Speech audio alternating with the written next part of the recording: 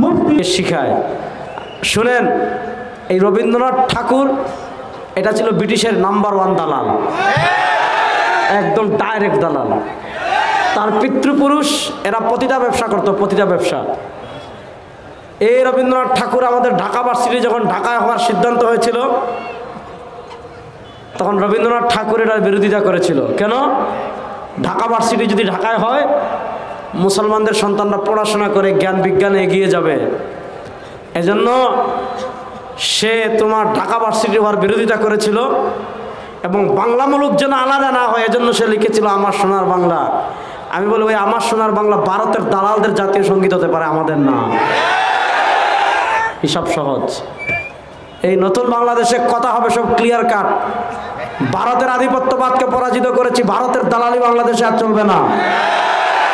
একদল ভারতের দালালি করে মামু বাড়ি পালিয়ে গিয়েছে। আগামীতে যারা দালালি করবেন এখন থেকে টিকিট রাখেন, বাংলাদেশে জায়গা হবে না। আমাদের দেশীয় পরিচয় আমরা বাংলাদেশি। বলেন, আমাদের দেশীয় পরিচয় আমরা বাংলাদেশি। সব জোরে বলেন না। আমাদের দেশীয় পরিচয় আমরা বাংলাদেশি, আর আমাদের জাতীয় পরিচয় আমরা মুসলিম। বলেন, আমাদের জাতীয় পরিচয় আমরা মুসলিম, আমাদের জাতীয়তাবাদ আমরা মুসলিম। শুনেন, গত শতাব্দীতে মুসলমানদের ভিতর অনেক ইমান বিধ্বংসী জিনিস ঢুকিয়ে দেওয়া হয়েছে। তার ভিতর একটা হলো মুসলমানদেরকে বিভিন্ন জাতিতে বিভক্ত করে দেওয়া হয়েছে। আমাদেরকে বলছে তোমরা বাংলাদেশি, বস এখানে তোমরা একজনের আব্বা বানাও। এদেরকে বলছে তোমরা পাকিস্তানি, জিন্নারে আব্বা বানাও। এদেরকে বলছে তোমরা তুর্কি, কামাল পাশারে আব্বা বানাও। এদেরকে বলছে তোমরা সিরিয়ান, তোমরা তোমার বাশার আল আসাদের বাপরে আব্বা বানাও। এদেরকে বলছে তোমরা মিস্রি, জামাল আব্দুল নাসের আব্বা বানাও। ওদেরকে বলছে তোমরা উজবেকি, ইব্রাহিম কারিম যে প্রেসিডেন্ট আছে এখন তার বাপ, তারে আব্বা বানাও। এই মুসলমানদেরকে বিভিন্ন জাতিতে তারা বিভক্ত করে দিয়েছে গত শতাব্দীতে। এখানে আকীদা বিশ্বাস ক্লিয়ার রাখতে হবে। ভাই সাউন্ড আগের মতো রাখেন, হ্যাঁ আগের মতো রাখেন, শুরুতে যেভাবে ছিল এইভাবে। এখানে আমাদের আকীদা বিশ্বাস ক্লিয়ার রাখতে হবে। সারা দুনিয়ার মুসলমান, সে বাংলাদেশি হোক, পাকিস্তানি হোক, উজবেকিস্তানের হোক, সিরিয়ার হোক, রাশিয়ার হোক, আমেরিকার হোক, আফগানিস্তানের হোক, আফ্রিকার হোক, পৃথিবীর যেই ভূখণ্ডে থাকুক, তার গায়ের রং সাদা হোক, তার গায়ের রং কালো হোক, সে লম্বা হোক, সে খাটো হোক, যারা তাওহীদ এবং রিসালাতে বিশ্বাসী, সারা দুনিয়ার মুসলমানদের এক জাতীয় পরিচয়, আমরা মুসলিম। বলেন, সারা দুনিয়ার মুসলমানদের এক জাতীয় পরিচয় আমরা মুসলিম। বলেন না, সারা দুনিয়ার এক মুসলমানদের এক জাতীয় পরিচয় আমরা মুসলিম। এর বাইরে আমাদের আর কোনো জাতীয়তা নাই। আর সারা দুনিয়ার মুসলমানদের পরিচয় আমরা মুসলিম, আর সারা দুনিয়ার মুসলমানদের জাতির পিতা হযরত ইব্রাহিম। এর বাইরে আর কোনো জাতির পিতা হওয়ার কোনো সুযোগ নাই। বাংলাদেশে এই দান্দামি আর চলবে না। যে রাষ্ট্র ক্ষমতায় আসবেন আপনার নেতাকে জাতির পিতা বানাবেন, ওই ভণ্ডামি বাংলাদেশে আর চলবে না। আমাদের একমাত্র জাতির পিতা হযরত ইব্রাহিম। এর বাইরে আমাদের কোনো জাতির আব্বাও নাই, জাতির আম্মাও নাই, জাতির চাচাও নাই, জাতির বাবিও নাই। একমাত্র জাতির পিতা হযরতে ইব্রাহিম। বলেন না, একমাত্র জাতির পিতা হযরতে হযরত ইব্রাহিম আলাইহিস সালাতু ওয়াস সালাম। তিনি পৃথিবীতে দ্বীন হানিফ নিয়ে এসেছেন। শিরকের বিরুদ্ধে লড়াইয়ের মূলনীতি আমাদেরকে দিয়ে গিয়েছেন। ইমানের মৌলিক বিশেষত্ব বর্ণনা তিনি আমাদেরকে দিয়ে গিয়েছেন। কি কি কারণে তিনি আমাদের জাতির পিতা, সেই দিকে আমি যাচ্ছি না। জাতির পিতা ইব্রাহিম থেকে দুটা চ্যানেল আসছে। একটা চ্যানেল হলো বানু ইসহাক, আর আরেকটা চ্যানেল হলো বানু ইসমাইল। ইসহাকের চ্যানেল এটা হলো বানু ইসরাইল। ইব্রাহিম আলাইহিস সালামের এক ছেলে ইসহাক, ইসহাকের ছেলে ইয়াকুব, ইয়াকুবের ছেলে ইউসুফ। ওই ইয়াকুবের অপর নাম ইসরাইল, ওটাকে বলা হয় বানু ইসরাইল। আর আরেকটা চ্যানেল হলো ইসমাইল, এটাকে বলা হয় বানু ইসমাইল। আল্লাহ তাআলা আমাদের নবীর আগে অসংখ্য অগণিত নবী বানু ইসরাইলে পাঠিয়েছেন। কানাত বানু ইসরাইল তাসুসুহুমুল আম্বিয়া। আল্লাহ তাআলা বনি ইসরাইলকে নেতৃত্ব দেওয়ার জন্য ধারাবাহিকভাবে একের পর এক রাসূলকে পাঠিয়েছেন। আল্লাহ একজন গিয়েছেন, আল্লাহ তার পিছনে আরেকজন পাঠিয়েছেন। তিনি গিয়েছেন, আল্লাহ তার পিছনে আরেকজন পাঠিয়েছেন। তিনি গিয়েছেন, আল্লাহ তার পিছনে আরেকজন পাঠিয়েছেন। ইসহাক থেকে ঈসা, আল্লাহ ওই চ্যানেলে রাসূল পাঠিয়েছেন, আল্লাহ ওই চ্যানেলে নবী পাঠিয়েছেন, তাদেরকে নেতৃত্ব দিয়েছেন রাসূলরা, তাদেরকে নেতৃত্ব দিয়েছেন নবীরা। আর এই চ্যানেলে, ইসমাইলের চ্যানেলে আল্লাহ মাত্র একজন রাসূল পাঠিয়েছেন, তিনি আমাদের নবী সরওয়ার দু আলম তাজদার মদিনা জনাবে মুহাম্মদুর রাসূলুল্লাহ। ইহুদিদের সাথে আমাদের শত্রুতার জায়গা এই জায়গায়। আপনি যদি ইতিহাস পড়েন দেখবেন বাইজেন্টাইনরা মদিনার ইহুদিদের উপর প্রচণ্ড জুলুম করত, তাদের উপর অনেক ট্যাক্স চাপিয়ে দিত, মিথ্যা ট্যাক্স। ইসলাম ট্যাক্স ভিত্তিক রাষ্ট্র ব্যবস্থাকে ইসলাম এতটা অন করে না। ইসলাম বলে রাষ্ট্র হবে জাকাত ভিত্তিক, ঔষুর ভিত্তিক, খেরাজ ভিত্তিক, এগুলো কিন্তু এখন নাই। এখন হলো আমাদের আব্রাহাম লিঙ্কনের থিম আর পুঁজিবাদী অর্থনীতি।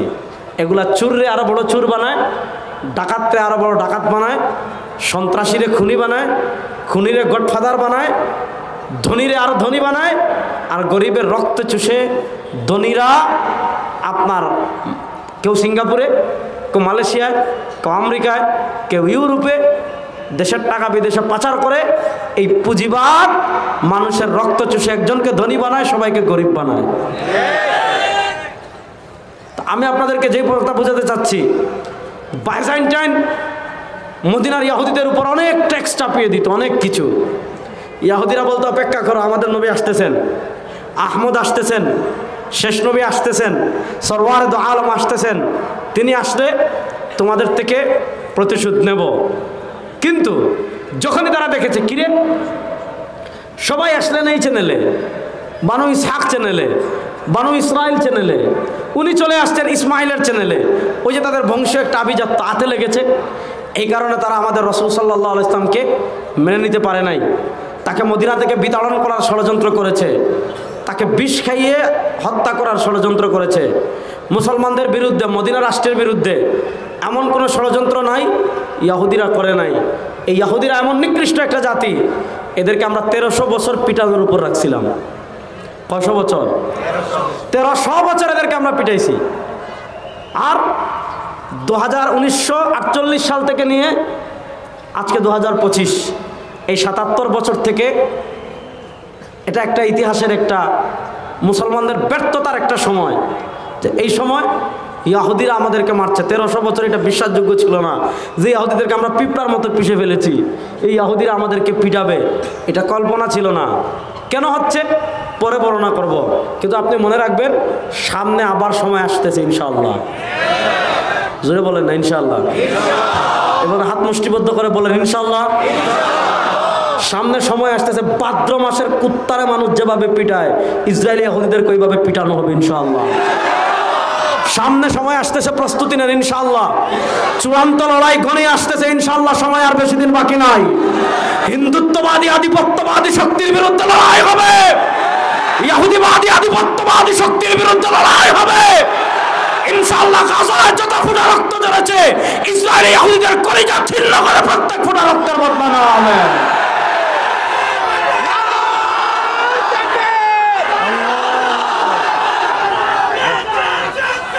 শুনেন, তাহলে প্রশ্ন হলো, শুনেন, গত 1300 বছর যারা আমরা আমি অনেক সময় দুষ্টামি করে বলি, শুনেন, বর্তমানে আমরা অনেক মুসলমান অনেক সময় হতাশ হয়ে যাই। কি হতাশ?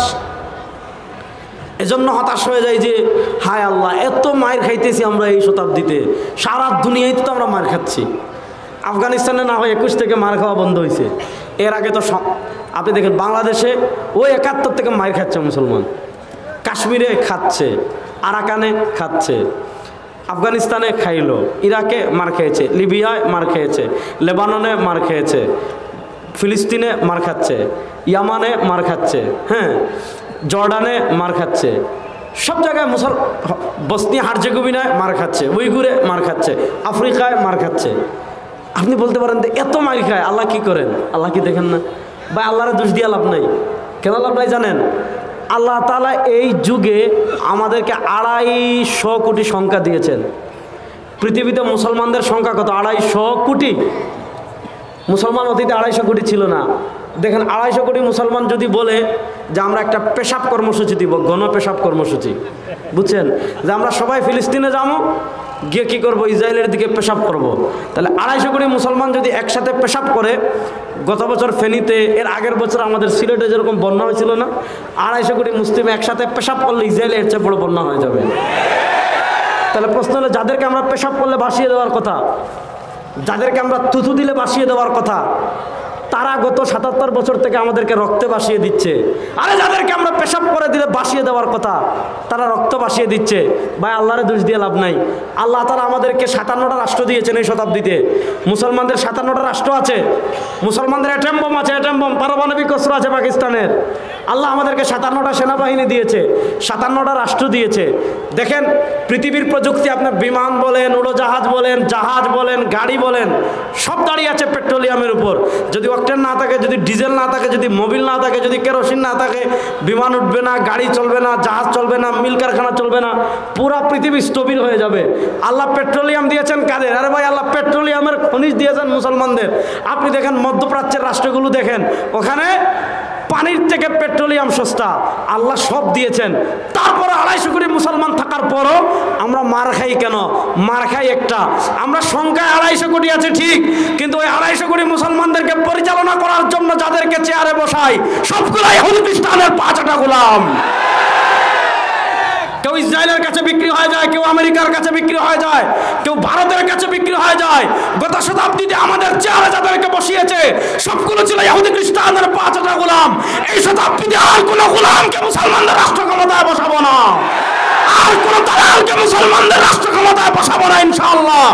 যদি নেতৃত্বের পরিবর্তন এই শতাব্দীতে চলে আসে, রব্বে কাবার কসম করে বলে, ইসলামের বিজয় এই শতাব্দীতে কেউ আটকায় রাখতে পারবে না।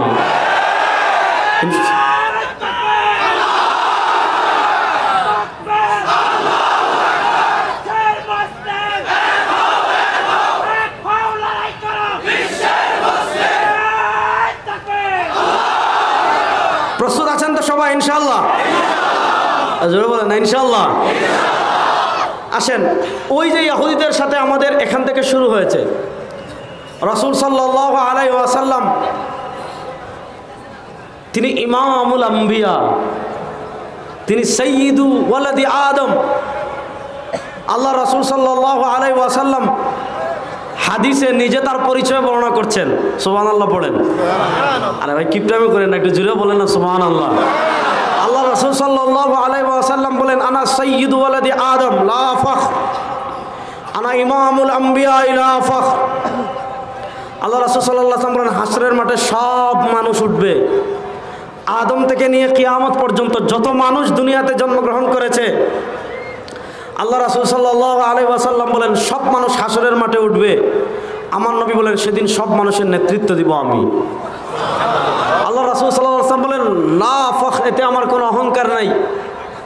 আমার রাসূলের মাকাম কত বড়, আমার রাসূলের শান কত বড়। আল্লাহ তাআলা বলেন, আলাম নাশরাহ লাকা সাদরাক ওয়া ওয়াদা'না আনকা বিজরাক আল্লাযী আনকাযা যাহরাক ওয়া রাফা'না লাকা যিকরাক। আল্লাহ বলেন, হাবিব, আপনার সম্মান যদি দিনাজপুরের মানুষ বর্ণনা না করে, আপনার সম্মান যদি বাংলাদেশের মানুষ বর্ণনা না করে, আপনার সম্মান যদি জাজিরাতুল আরবের মানুষ বর্ণনা না করে, আল্লাহ বলেন, হাবিব আপনি চিন্তা করবেন না, ওয়ারাফা'না লাকা যিকরাক, আপনার সম্মান আলোচনাকে আমি আল্লাহ সমুন্নত করে দিয়েছি। কেমনে সমুন্নত করেছেন? হাদিসে কুদসিতে আল্লাহ নিজে বলেন, কি বলেন? ইযা যুকিরতু যুকিরতা মাই। আমার নবীর সম্মান আল্লাহ কেমনে বুলন্দ করেছেন? ইদা যুকিরতু যুকিরতা মাই। হাবিব, দুনিয়াতে মানুষ যেখানে আমি আল্লাহর নাম নিবে, আমার আল্লাহর নামের সাথে দুনিয়াতে আপনার নামও থাকবে। এজন্য আপনি দেখেন, আপনি যদি কালেমা তয়্যিবায় যান, তাহলে আপনি দেখবেন আল্লাহর তাওহীদ আছে, আমার নবীর রিসালাত আছে। লা ইলাহা ইল্লাল্লাহ, আল্লাহর তাওহীদ, সাথে আমার নবীর রিসালাত আছে। মুহাম্মাদুর, আরে কিপটাম করেন না, বলেন না মুহাম্মাদুর। আপনি কালিমা শাহাদায় যাবেন, আশহাদু আল্লা ইলাহা ইল্লাল্লাহু ওয়াহদাহু লা শারীকা লাহ, আল্লাহর তাওহীদ পাবেন, সাথে আমার নবীর রিসালাত পাবেন। ওয়া আশহাদু আন্না মুহাম্মাদান আবদুহু ওয়া রাসূলুহু। আপনি আজানে যাবেন, আশহাদু আল্লা ইলাহা ইল্লাল্লাহ, আল্লাহর তাওহীদ পাবেন। পাবেন, সাথে আমার নবীকে পাবেন। আশহাদু আন্না মুহাম্মাদুর রাসূলুল্লাহ, আপনি কবরে যাবেন, মা রাব্বুক, আপনার রবকে আল্লাহকে পাবেন, সাথে আমার নবীকে পাবেন। ওয়ামান হাযার রাজুলুল্লাযী বুইসা ফীকুম, রব্বেকে আবার কসম করে বলি, আপনি হাসরের মাঠে যাবেন, দুনিয়ার কোনো নেতা আপনাকে মনে রাখবে না, দুনিয়ার কোনো নেত্রী আপনাকে মনে রাখবে না, দুনিয়ার কেউ আপনাকে মনে রাখবে না।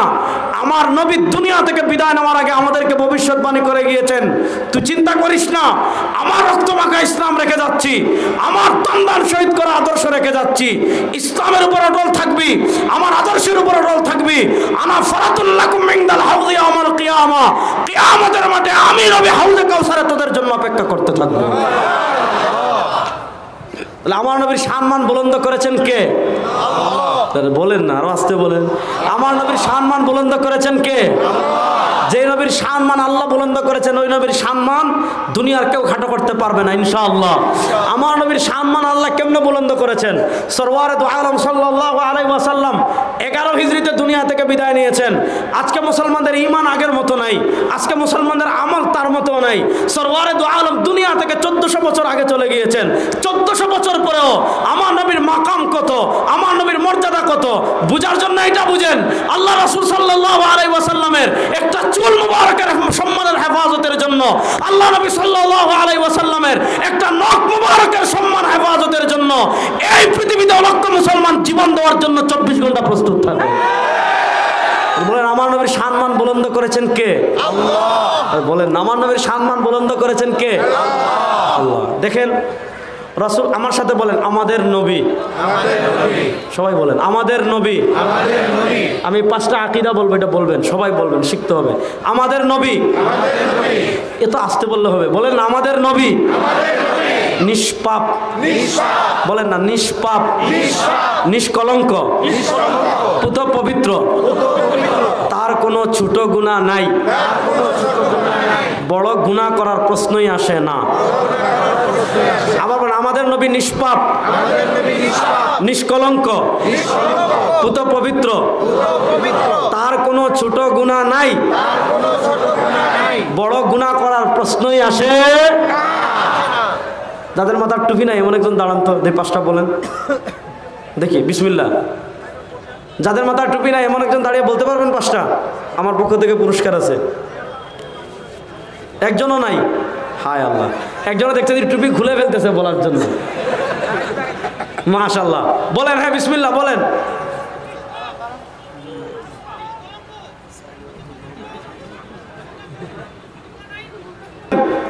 রাসূল সাল্লাল্লাহু আলাইহি ওয়াসাল্লাম প্রাতিষ্ঠানিক নবুয়তের দায়িত্ব পেয়েছেন যখন তার বয়স 40 বছর।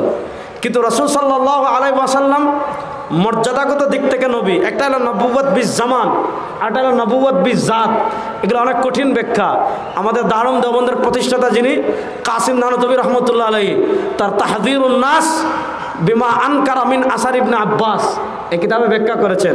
এটা হলো নবুয়ত বিজ জামান, জামানাগত দিক থেকে আমাদের নবী সবার শেষে এসেছেন।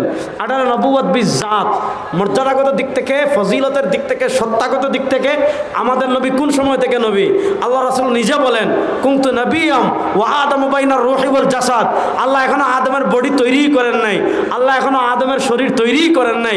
যখন আল্লাহ আদমের বডি তৈরি করার জন্য, যখন আল্লাহ আদমের শরীর তৈরি করার জন্য জান্নাতে মাটি আর পানিকে একত্রিত করেছেন, আদমের স্ট্রাকচার তৈরি করবেন, আমার নবী বলেন ওই সময় থেকে আমি নবী। রাসূল সাল্লাল্লাহু আলাইহি ওয়াসাল্লাম মক্কায় আসলেন, মনোযোগ, রাসূল সাল্লাল্লাহু আলাইহি ওয়াসাল্লাম মক্কায় আসলেন। মক্কায় আসার পর আপনারা জানেন তিনি প্রাতিষ্ঠানিক দায়িত্ব পাওয়ার আগ পর্যন্ত তার চেয়ে বড় আমানতদার দুনিয়াতে আর কেউ নাই, তার চেয়ে বড় মর্যাদাবান দুনিয়াতে আর কেউ নাই, তার চেয়ে বড় বিশ্বস্ত আরবে আর কেউ নাই, তার চেয়ে বড় চরিত্রবান আরবে আর কেউ নাই। রাসূল সাল্লাল্লাহু আলাইহি ওয়াসাল্লাম যখনই বলেছেন ইয়া আইয়ুহান নাস কুলু লা ইলাহা ইল্লাল্লাহ তুফলিহুন, ও মুসলমান, আল্লাহ রাসূল মুসলমানকে বলে নাই, বলেছেন ইয়া আইয়ুহান নাস, সারা দুনিয়ার মানুষ, যদি দুনিয়া আখিরাতে সফলকাম হতে চাও, কারো বাপের স্লোগান তোমাকে মুক্তি দিবে না, কারো নেতার স্লোগান তোমাকে মুক্তি দিবে না, কারো নেত্রীর স্লোগান তোমাকে মুক্তি দিবে না। শুনেন, আজকে মুসলমানদেরকে নানা জাতিতে বিভক্ত করে এক এক জায়গায় এক এক স্লোগান শিখিয়েছে, অথচ আল্লাহর কোরআন বলে ওমা আরসালনা মিন ক্বাবলিকা মির রাসূলিন ইল্লা নূহি ইলাইহি আন্নাহু লা ইলাহা ইল্লা আনা ফাবুদুন। আল্লাহ দুনিয়াতে যত নবী পাঠিয়েছেন, আল্লাহ দুনিয়াতে যত রাসূল পাঠিয়েছেন, সব নবী এবং সব রাসূল সারা দুনিয়ার মানুষকে বলেছেন, যদি দুনিয়া আখিরাতে মুক্তি লাভ করতে চাও, তোমাদের স্লোগান জয় বাংলা হতে পারে না, কারো বাপের স্লোগান হতে পারে না, কারো নেতার স্লোগান হতে পারে না, কারো নেত্রীর স্লোগান হবে না, মুসলমানের স্লোগান হবে লা ইলাহা ইল্লাল্লাহ। জোরে বলেন না, মুসলমানের স্লোগান হবে কি লা ইলাহা ইল্লাল্লাহ। এটা হলো আমাদের জাতীয় স্লোগান। আল্লাহ রাসূল সাল্লাল্লাহু আলাইহি ওয়াসাল্লাম যখনই বলেছেন তোমরা বলো লা ইলাহা ইল্লাল্লাহ, আপনি একটা জিনিস খেয়াল করেন, আল্লাহ রাসূল সাল্লাল্লাহু আলাইহি ওয়াসাল্লাম তো ক্ষমতা চান নাই, আল্লাহ রাসূল সাল্লাল্লাহু আলাইহি ওয়াসাল্লাম তো রাষ্ট্র চান নাই, আল্লাহ রাসূল সাল্লাল্লাহু আলাইহি ওয়াসাল্লাম তো মন্ত্রীগিরি চান নাই, আল্লাহ নবী সাল্লাল্লাহু আলাইহি ওয়াসাল্লাম তো এমপিগিরিও চান নাই, আল্লাহ রাসূল সাল্লাল্লাহু আলাইহি ওয়াসাল্লাম টাকাও চান নাই, আল্লাহ রাসূল সাল্লাল্লাহু আলাইহি ওয়াসাল্লাম পয়সাও চান নাই, আল্লাহ রাসূল সাল্লাল্লাহু আলাইহি ওয়াসাল্লাম নারীও চান নাই।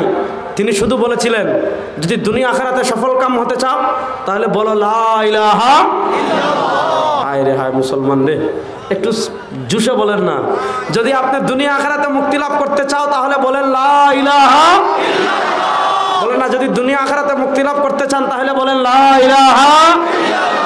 প্রশ্ন হলো এই সহজ কথাটা আরবরা নিতে পারলো না কেন, যে বলবো না, ঠিক আছে ভাই তুমি তোমার মতো থাকো, আমরা বলবো না। তারা তার উপর জুলুম কেন করলো? সাহাবা একরামের উপর জুলুম কেন করলো? সাহাবা একরামের উপর অত্যাচারের স্টিম রুলার কেন চালালো? কেন লা ইলাহা ইল্লাল্লাহ মুছে দিতে চাইলো? কারণ আবু জাহেল জানে, উতবা জানে, সাহেবা জানে, মুগীরা জানে, উমাইয়া ইবনে খালাফ জানে, যেখানে লা ইলাহা ইল্লাল্লাহ প্রতিষ্ঠা হয়ে যাবে সেখানে আর কারো বাপের আইন চলবে না। যেখানে লা ইলাহা ইল্লাল্লাহ প্রতিষ্ঠা হয়ে যাবে সেখানে কোনো নেতার আইন চলবে না। যেখানে লা ইলাহা ইল্লাল্লাহ প্রতিষ্ঠা হয়ে যাবে সেখানে কোনো তাগুতের শাসন চলবে না। যেখানে লা ইলাহা ইল্লাল্লাহ বিজয়ী হয়ে যাবে সেখানে গায়রুল্লাহর কোনো বিধান চলবে না। যেখানে লা ইলাহা ইল্লাল্লাহ প্রতিষ্ঠা হয়ে যাবে সেখানে ঘর থেকে নিয়ে রাষ্ট্র পর্যন্ত সমাজ চলবে আল্লাহর আইনে, আল্লাহর আইনের বাইরে কারো আইন চলবে না।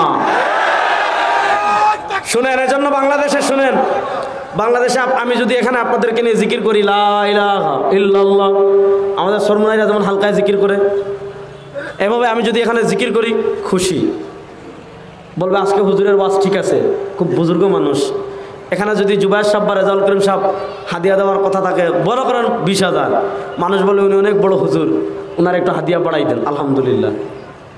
আপনি মনে করেন মসজিদে প্রত্যেক নামাজের পরে কোনায় বসে জিকির করেন, খুবই ভালো কথা। মানুষ বলবে কি অনেক বড় আল্লাহর ওলি। এক সপ্তাহ বলবে ভাই আপনার টিফিন দেন, আরেক সপ্তাহ বলবে আপনি টিফিন দেন, আরেক সপ্তাহ বলবে ভাই তার টেক্সটাইলে কী করুক, ওনাকে কী করুক, দাওয়াত খাওয়াক। হ্যাঁ, আপনার আব্বা মারা গেছেন, মনোযোগ, আপনার আব্বা মারা গেছেন, এক হুজুর কবরস্থানে গিয়ে আপনার বাপের জন্য লা ইলাহা ইল্লাল্লাহ জিকির করতেছে, আপনি তাকে পকেট থেকে 500 টাকা দিবেন। আপনার গাছে প্রথম আম ধরলে এটা হুজুরকে দিবেন, যে অনেক ভালো মানুষ। কিন্তু আপনি যখন এই লা ইলাহা ইল্লাল্লাহটাই যখন রাজপথে বের হয়ে বলবেন, কারণ বাপের আইন চলবে না, কারণ নেতার আইন চলবে না, কারণ নেতৃত্ব স্লোগান চলবে না, আপনি যখন রাজপথে বের হয়ে বলবেন লা ইলাহা ইল্লাল্লাহ, হায় রে হায়, এত মানুষ আর এত আসতে বলেন। আপনি যখন রাজপথে বের হয়ে বলবেন জাতীয়তাবাদের স্লোগান দেবো না, গণতন্ত্রের স্লোগান দেবো না, ধর্মনিরপেক্ষতার স্লোগান দেবো না, সমাজতন্ত্রের স্লোগান দেবো না, দুনিয়ার কোনো তন্ত্রমন্ত্রের স্লোগান দেবো না, আপনি যখন রাজপথে বের হয়ে বলবেন লা ইলাহা ইল্লাল্লাহ, বলেন আপনি যখন রাজপথে বের হয়ে বলবেন লা ইলাহা ইল্লাল্লাহ, হাত তুলে বলেন লা ইলাহা ইল্লাল্লাহ, তেরা মেরা রিশতা ক্যা, তেরা মেরা রিশতা ক্যা। যখন আপনি রাজপথে বের হয়ে বলবেন এই যে রাজাকার আসছে, তখন বলবে এই যে জঙ্গি আসছে, তখন বলবে এই যে মৌলবাদ আসছে, তখন বলবে ওই যে উগ্রবাদ আসবে। কেন বলবে? কারণ তারা জানে রাষ্ট্র যদি লা ইলাহা ইল্লাল্লাহ বিজয়ী হয়ে যায় আর ভারতের দালালি চলবে না, আমেরিকার দালালি চলবে না, দুর্নীতি চলবে না, টাকা পাচার চলবে না, ধর্ষণ চলবে না। এজন্য আমাদের লা ইলাহা ইল্লাল্লাহ বানাই দিয়েছে খানকার জিকির, অবশ্যই খানকার জিকির। লা ইলাহা ইল্লাল্লাহ যেমন খানকার জিকির, লা ইলাহা ইল্লাল্লাহটা এমন স্লোগান যে স্লোগান সংসদেরও জাতীয় স্লোগান, ইনশাআল্লাহ। ইনশাআল্লাহ বলেন। সময় আর বেশি দিন বাকি নাই ইনশাআল্লাহ। ভাই হিসাব খুব সহজ, ভাই খুব সহজ। গত 100 বছর মায়ের খাইছি, 100 বছর মার দিব। হিসাব খুব সহজ। গত 100 বছর পৃথিবীর প্রান্তে প্রান্তে মুসলমান মায়ের খাইছে, এই 100 বছর মুসলমান মার দিবে। প্রস্তুত থাকেন ইনশাআল্লাহ। গত 100 বছর পৃথিবীর প্রান্তে প্রান্তে আমরা পরাজিত হয়েছি। এই শতাব্দীতে আমাদের বিজয় পৃথিবীর কেউ আটকাই রাখতে পারবে না ইনশাআল্লাহ। এই শতাব্দীতে ইসলামের পতাকা উড়েছে আফগানিস্তানে, পতাকা উড়েছে সিরিয়ায়, কিছুদিনের ভিতর পতাকা উড়বে আফ্রিকায়, পতাকা উড়বে ইয়ামানে, পতাকা উড়বে তুরস্কে, পতাকা উড়বে তুর্কিস্তানে, পতাকা উড়বে মিশ্রে, পতাকা উড়বে জাজিরাতুল আরবে। সময় আর বেশি দিন বাকি নাই, প্রস্তুতি নেন। বাংলাদেশের সংসদে কালেমার পতাকা উড়বে ইনশাআল্লাহ।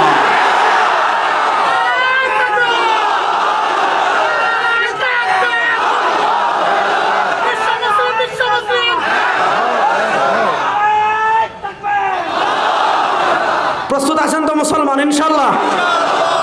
শুনেন, সমুদ্রে দেখবেন যখন ঘূর্ণিঝড় আসে, সমুদ্রের ঘূর্ণিঝড় পৃথিবীর কেউ আটকাই রাখতে পারেন। হ্যাঁ, সরকার বলে আজকে 5 নম্বর সতর্কতা সংকেত, সবাই উপকূল ছেড়ে আশ্রয় কেন্দ্রে যান, কারণ সমুদ্রের ঢেউ সব ছিন্ন বর্ণ করে নিয়ে যায়। এই শতাব্দীতে ইসলামের বিজয়ের ঢেউ উঠবে ইনশাআল্লাহ। ইনশাআল্লাহ উঠা শুরু হয়েছে। গণতন্ত্র বঙ্গোপসাগরে যাবে, ধর্মনিরপেক্ষতা বঙ্গোপসাগরে যাবে, সমাজতন্ত্র বঙ্গোপসাগরে যাবে, ব্রিটিশের আইন বঙ্গোপসাগরে যাবে, পুঁজিবাদ বঙ্গোপসাগরে যাবে। সময় আর বেশি দিন বাকি নাই। ইমারত কামিং বাংলাদেশ ইমারত ইসলামের প্রতিষ্ঠা হবে ইনশাআল্লাহ। দিনাজপুরের তারুণ্য ইমারত ইসলামের জন্য প্রস্তুত আছেন না? আল্লাহ সবাইকে কবুল করুক, সবাই বলেন আমিন। রাসূল সাল্লাল্লাহু আলাইহি ওয়াসাল্লাম যখন মক্কায় বললেন, আর আবু জাহেলের স্লোগান হবে না, লাত মূর্তির স্লোগান হবে না, মানাত মূর্তির স্লোগান হবে না, উজ্জা মূর্তির স্লোগান হবে না। রাসূল সাল্লাল্লাহু আলাইহি ওয়াসাল্লাম যখনই মক্কায় বলেছেন কুলু লা ইলাহা ইল্লাল্লাহ, এদের গায়ে লাগছে আগুন। মনোযোগ, এদের গায়ে লাগছে আগুন। এমন কোনো জুলুম নাই, এমন কোনো অত্যাচার নাই। আমি সংক্ষেপে বলছি, এগুলো আপনারা জানেন কম বেশি। সাহাবা একরাম সম্মুখীন হন নাই। একবার হাবশায় আবিসিনিয়ায় ইথিওপিয়া হিজরত হলো, আবার হলো আবু তালেব ইন্তেকাল করলেন, খাদিজাতুল কুবরা রাদিয়াল্লাহু তাআলা ইন্তেকাল করলেন। কাফেরদের জুলুমের মাত্রা বের হলো। আস্তে আস্তে আস্তে আস্তে আস্তে আস্তে 1 2 3 4 জন করে মুসলমান মদিনা হিজরত করা শুরু করলেন। মনোযোগ, আমি আমার মূল আলোচনার পয়েন্টে চলে আসছি, বুঝেন। রাসূল সাল্লাল্লাহু আলাইহি ওয়াসাল্লামকে কাফেররা যখন দেখলো সব মুসলমান একজন একজন একজন একজন একজন একজন করে মদিনা হিজরত করে চলে যাচ্ছে, তাদের সন্দেহ হলো যে কোনো সময় মুহাম্মদুর রাসূলুল্লাহ সাল্লাল্লাহু আলাইহি ওয়াসাল্লাম হিজরত করে চলে যেতে পারেন। তারা সিদ্ধান্ত নিল তাকে দুনিয়া থেকে বিদায় করে দিবে। সম্মিলিত বাহিনী তার ঘর ঘেরাও করেছে। আল্লাহ রাসূল সাল্লাল্লাহু আলাইহি ওয়াসাল্লাম হযরত সিদ্দিক আকবর রাদিয়াল্লাহু তাআলাকে নিয়ে মক্কা থেকে মদিনার উদ্দেশ্যে হিজরত শুরু করলেন। পয়েন্ট, মনোযোগ। রাসূল সাল্লাল্লাহু আলাইহি ওয়াসাল্লাম যখন মক্কা থেকে মদিনায় হিজরত করা শুরু করলেন, আল্লাহর কাছে তখন দোয়া করছেন, রব্বি আদখিলনি মুদখালা সিদক ওয়া আখরিজনি মুখরাজা সিদক ওয়াজআলনি মিন লাদুনকা সুলতানান নাসীরা। 3টা দোয়া করেছেন। রব্বি আদখিলনি মুদখালা সিদক, আয় আল্লাহ আমাকে মদিনায় শান্তি এবং নিরাপত্তার সাথে প্রবেশ করান, 1 নম্বর দোয়া। 2 নম্বর দোয়া করলেন ও আখরিজনি মুখরাজা সিদক, আল্লাহ আমাকে শান্তি এবং নিরাপত্তার সাথে মক্কা থেকে বের করে দেন। 1 নম্বর দোয়া করলেন শান্তি এবং নিরাপত্তার সাথে মদিনায় প্রবেশ করান। 2 নম্বর দোয়া করলেন শান্তি এবং নিরাপত্তার সাথে মক্কা থেকে বের করে দেন। খুবই কমন দোয়া, কারণ একটা বিপদসংকুল পথে আল্লাহ রাসূল সাল্লাল্লাহু আলাইহি ওয়াসাল্লাম যাত্রা শুরু করছেন। প্রত্যেকটা পদে পদে কি আছে? সমস্যা আছে। প্রত্যেকটা পদে পদে জীবনের ঝুঁকি আছে। এজন্য রাসূল সাল্লাল্লাহু আলাইহি ওয়াসাল্লাম 1 নম্বর দোয়া করলেন, আল্লাহ আমাকে শান্তি এবং নিরাপত্তার সাথে প্রবেশ করান। 2 নম্বর দোয়া করলেন, আল্লাহ আমাকে শান্তি এবং নিরাপত্তার সাথে বের করে দেন। 3 নম্বর দোয়া করলেন ওয়াজআলনি, আজকে ইসলামরে বানাই ফেলছি খিচুড়ি খাবার ধর্ম, আজকে ইসলামরে বানাই ফেলছি মিষ্টি খাবার ধর্ম। হ্যাঁ, এজন্য আমাদের পোলাপান যারা আছে এরা মনে করে জুমার নামাজ পড়তে মসজিদে যায়, গিয়ে দেখছে আজকে জুমাবারে জিলাপি দিছে নামাজের পর, এর পরের সপ্তাহে দেখছে পাতলা খিচুড়ি দিছে, এরপরের সপ্তাহে কোনো বড় লোকের বাপ মারা গিয়েছে, সে গরু জবাই করে তেহারি দিছে, পোলাপাইন তো খুশি, কই মাশাআল্লাহ আমাদের দেশে ইসলাম তো পুরাপুরি আছে, একটা শুক্রবার মসজিদে খাবার মিস নাই, অর্থাৎ মসজিদে খাবার আছে, পোলাপাইন খুশি, তো ইসলামই আছে। শুনেন, আল্লাহ রাসূল সাল্লাল্লাহু আলাইহি ওয়াসাল্লাম মক্কা থেকে যখন মদিনায় যাচ্ছেন 3 নম্বর দোয়া করেছেন, ওয়াজআলনি মিন লাদুনকা সুলতানান নাসীরা, আয় আল্লাহ আপনার পক্ষ থেকে আমাকে সাহায্যকারী ভূখণ্ড ক্ষমতা দান করেন। কেন সুলতানান নাসীরা? সাহায্যকারী ভূখণ্ডের দোয়া আল্লাহ তাআলা কেন করলেন? ক্ষমতার দোয়া আল্লাহ রাসূল সাল্লাল্লাহু আলাইহি ওয়াসাল্লাম কেন করলেন? আপনি তাফসীর ইবনে কাসির টান দিলে পাবেন, আপনি তাফসীর ইবনে জারির তাবারি টান দিতে পাবেন। মক্কায় আল্লাহ রাসূল সাল্লাল্লাহু আলাইহি ওয়াসাল্লাম 13 বছর ছিলেন। এই 13 বছরে ইসলামের সব বিধানাবলী তিনি প্রতিষ্ঠা করতে পারেন নাই। এই 13 বছরে পূর্ণাঙ্গ দিন তিনি মক্কায় বাস্তবায়ন করতে পারেন নাই। এই 13 বছরে ইসলামের যে দণ্ডবিধি আছে সেই দণ্ডবিধি তিনি মক্কায় বাস্তবায়ন করতে পারেন নাই। মক্কায় পূর্ণাঙ্গ দিন রাসূল সাল্লাল্লাহু আলাইহি ওয়াসাল্লাম কেন বাস্তবায়ন করতে পারেন নাই? মক্কায় ইসলামের সকল ফরজ বিধানাবলী আল্লাহ রাসূল সাল্লাল্লাহু আলাইহি ওয়াসাল্লাম কেন বাস্তবায়ন করতে পারেন নাই? মক্কায় ইসলামের দণ্ডবিধি আল্লাহ রাসূল সাল্লাল্লাহু আলাইহি ওয়াসাল্লাম কেন বাস্তবায়ন করতে পারেন নাই? কারণ একটা, মক্কার ক্ষমতার বাগডোর তার কাছে ছিল না, মক্কার ভূখণ্ডের মালিকানা তার কাছে ছিল না, মক্কার রাজত্ব তার কাছে ছিল না, মক্কার পাওয়ার তার কাছে ছিল না, মক্কার ক্ষমতা তার কাছে ছিল না। মক্কার পাওয়ার ছিল আবু জাহেলের কাছে, মক্কার পাওয়ার ছিল উমাইয়ার কাছে, মক্কার পাওয়ার ছিল রবিআর কাছে, মক্কার পাওয়ার ছিল মুগীরার কাছে। এজন্য রাসূল সাল্লাল্লাহু আলাইহি ওয়াসাল্লাম মক্কার 13 বছর উপলব্ধি করতে পেরেছিলেন, মক্কার 13 বছর বুঝতে পেরেছিলেন, যদি সব শরীয়তের বিধানাবলী জমিনে বাস্তবায়ন করতে হয়, যদি পূর্ণাঙ্গ দিন জমিনে বাস্তবায়ন করতে হয়, যদি ইসলামের অর্থনীতি বাস্তবায়ন করতে হয়, যদি ইসলামের দণ্ডবিধি বাস্তবায়ন করতে হয়, তাহলে ক্ষমতা লাগবে, ভূখণ্ড লাগবে। এজন্য আল্লাহ রাসূল সাল্লাল্লাহু আলাইহি ওয়াসাল্লাম 3 নম্বর দোয়া করেছেন, ওয়াজআলনি মিন লাদুনকা সুলতানান নাসীরা, আয় আল্লাহ মদিনার ভূখণ্ডের রাজত্ব আপনি আমাকে দান করেন। রাসূল সাল্লাল্লাহু আলাইহি ওয়াসাল্লাম মদিনায় গেলেন। দেখেন, মক্কার প্রথম দিকে আল্লাহ তাআলা দিন পরিপূর্ণ করার বিধান অবতীর্ণ করেন নাই। মদিনার শুরুতে আল্লাহ তাআলা আল-ইয়াওমা আকমালতু লাকুম দীনাকুম অবতীর্ণ করেন নাই। পয়েন্টটা ভালো করে বুঝবেন। বিদায় হজ্জে আল্লাহ তাআলা আয়াত নাজিল করেছেন, আল-ইয়াওমা আকমালতু লাকুম দীনাকুম ওয়া আতমামতু আলাইকুম নি'মাতি ওয়া রাযীতু লাকুমুল ইসলাম দীনা। আল্লাহ তাআলা কখন অবতীর্ণ করেছেন? দেখেন, যখন মক্কার পরিবারে ইসলাম প্রতিষ্ঠা হয়ে গিয়েছে, যখন মক্কার সমাজে ইসলাম প্রতিষ্ঠা হয়ে গিয়েছে, যখন মদিনার পরিবারে ইসলাম প্রতিষ্ঠা হয়ে গিয়েছে, যখন মদিনার সমাজে ইসলাম প্রতিষ্ঠা হয়ে গিয়েছে, যখন মদিনার অর্থনীতিতে ইসলাম প্রতিষ্ঠা হয়ে গিয়েছে, যখন মদিনার বিচার ব্যবস্থায় ইসলাম প্রতিষ্ঠা হয়ে গিয়েছে, যখন মদিনার রাষ্ট্রে ইসলাম প্রতিষ্ঠা হয়ে গিয়েছে, যখন মদিনার ঘর পরিচালিত হয় ইসলাম দ্বারা, মদিনার ব্যবসা পরিচালিত হয় ইসলাম দ্বারা, মদিনার সমাজ পরিচালিত হয় ইসলাম দ্বারা, মদিনার অর্থনীতি পরিচালিত হয় ইসলাম দ্বারা, মদিনার বিচার ব্যবস্থা পরিচালিত হয় ইসলাম দ্বারা, মদিনার রাষ্ট্র পরিচালিত হয় ইসলাম দ্বারা। সব জায়গায় যখন ইসলামের বিধান প্রতিষ্ঠা হয়ে গিয়েছে, আল্লাহ বলেন, আল-ইয়াওমা আকমালতু লাকুম দীনাকুম, আজ তোমাদের জন্য দিনকে পরিপূর্ণ করে দিয়েছি, আজ তোমাদের জন্য শরিয়াকে পরিপূর্ণ করে দিয়েছি। কখন দিয়েছেন? ঘর থেকে নিয়ে রাষ্ট্র পর্যন্ত সব জায়গায় যখন ইসলাম প্রতিষ্ঠা হয়েছে। এরপরে আপনি দেখবেন, খুব ভালো করে বুঝবেন, আমার সাথে সবাই বলেন ইসলাম। হায় আল্লাহ, দিনাজপুরের মানুষ কম খান মনে হয়। বাংলাদেশের সবচেয়ে খাঁটি চাল তো আপনাদের, এখান থেকে সারা বাংলাদেশের চাল যায়। আর আপনারা যদি এত আসতে বলেন, তাহলে আমি সিলেটের মানুষ, আমি কেমনে কি করবো? তাহলে আমার সাথে সবাই জোরে বলেন ইসলাম।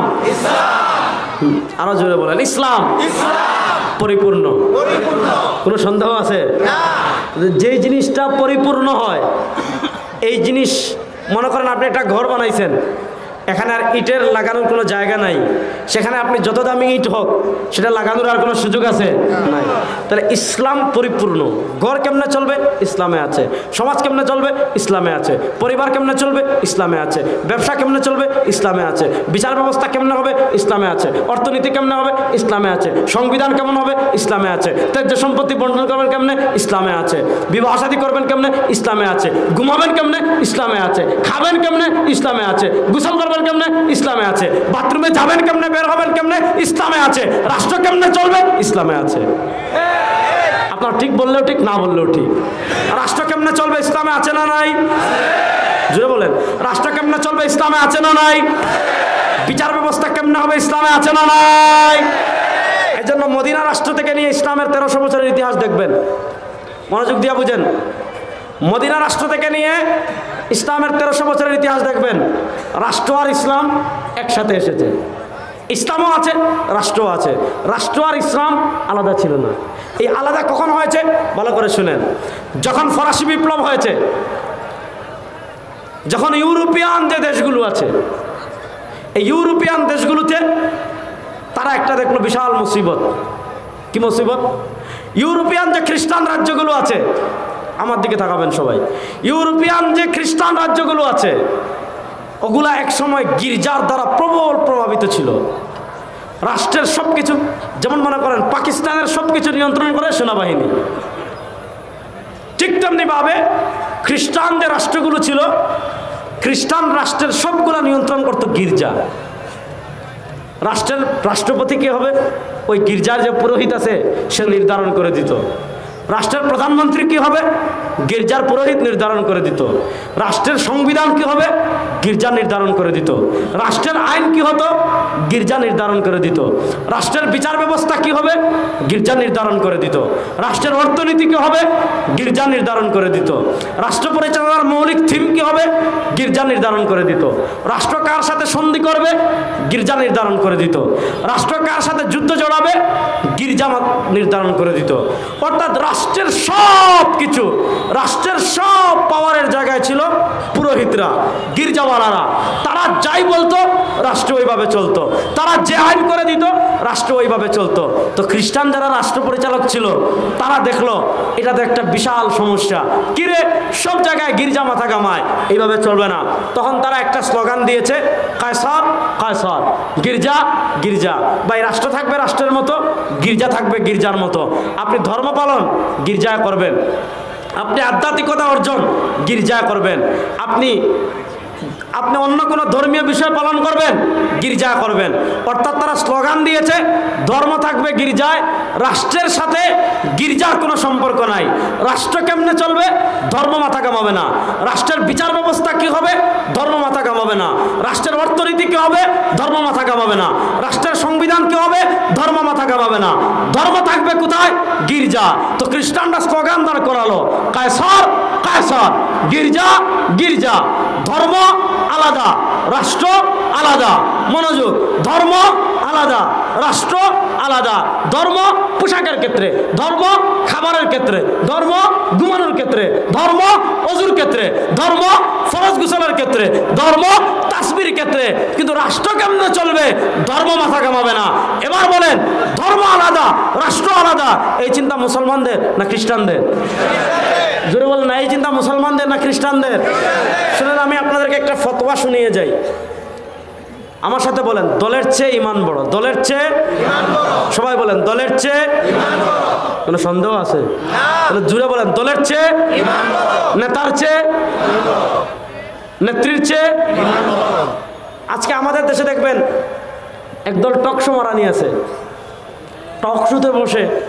টকশোতে বসে জ্ঞান বিতরণ করবে যে হুজুররা আপনারা ধর্ম নিয়ে বাড়াবাড়ি করেন, অথচ তারা বোম মারলে শুনে ফাতেহা শুদ্ধ করে পড়তে পারবে না। মনে করেন আমরা যখন দীপ্ত কণ্ঠে রাজপথে বলি তোমার বাপের আইনে রাষ্ট্র চলবে না, তোমার নেতার আইনে রাষ্ট্র চলবে না, তোমার নেত্রীর আইনে রাষ্ট্র চলবে না, রাষ্ট্র চলবে আল্লাহর আইনে, আমার নবীর নির্দেশ অনুযায়ী। তখন টকশোতে বলবে মামুনুল হক সাহেবরা, চরমনাইয়ের পীর সাহেবরা, ওনারা ধর্ম নিয়ে বাড়াবাড়ি করেন, অথচ তারা বোম মারলে কোরআন শরীফ 1 পৃষ্ঠা শুদ্ধ করে পড়তে পারবে না। সে কোনটা ধর্ম নিয়ে বাড়াবাড়ি, এটা আমাদেরকে শেখাচ্ছে। অর্থাৎ তারা ধর্ম মনে করে কি জানেন? যে ধর্ম মানে শুধু নামাজ পড়বেন, ধর্ম মানে শুধু রোজা রাখবেন, ধর্ম মানে শুধু হজ করবেন, ধর্ম মানে শুধু যাকাত দিবেন, ধর্ম মানে শুধু ওয়াজ করবেন। না, ওয়াজ যেমন ধর্মে আছে, জিকির যেমন ধর্মে আছে, নামাজ যেমন ধর্মে আছে, রোজা যেমন ধর্মে আছে, হজ যেমন ধর্মে আছে, যাকাত যেমন ধর্মে আছে, রাষ্ট্র কেমনে চালাবেন সেটাও ধর্মে আছে। জোরে বলেন আছে না নাই? আছে। এখন কোন মুসলমান যদি খ্রিস্টানদের চিন্তা লালন করে বলে ধর্ম আলাদা রাষ্ট্র আলাদা, শুনেন, এই খ্রিস্টানরা এই স্লোগান পৃথিবীতে তুলল, ধর্ম আলাদা রাষ্ট্র আলাদা। এখন তারা দেখলো এই চিন্তা তো শুধু আমাদের ভিতর সীমাবদ্ধ থাকলে হবে না, মুসলমানদেরকে এই চিন্তা গিলাতে হবে। এখন মুসলমানদেরকে এই চিন্তা কেমনে গেলাবে? এখন বলছে তাইলে একটা পোশাক বানাও, পোশাক মানে জুব্বার কথা বলছি না, মানে প্রায় মানে রূপ করতে বললাম যে একটা মতবাদ বানাও। কি মতবাদ? সেকুলারিজম, ধর্মনিরপেক্ষতা। হ্যাঁ, দুনিয়াতে দেখবেন টকশুতে বসে বলে আমি তো ধর্মনিরপেক্ষ, ধর্ম নিয়ে আমি বাড়াবাড়ি পছন্দ করি না। খবরে প্রশ্ন করবে কয়টা? বলে না, প্রশ্ন কয়টা?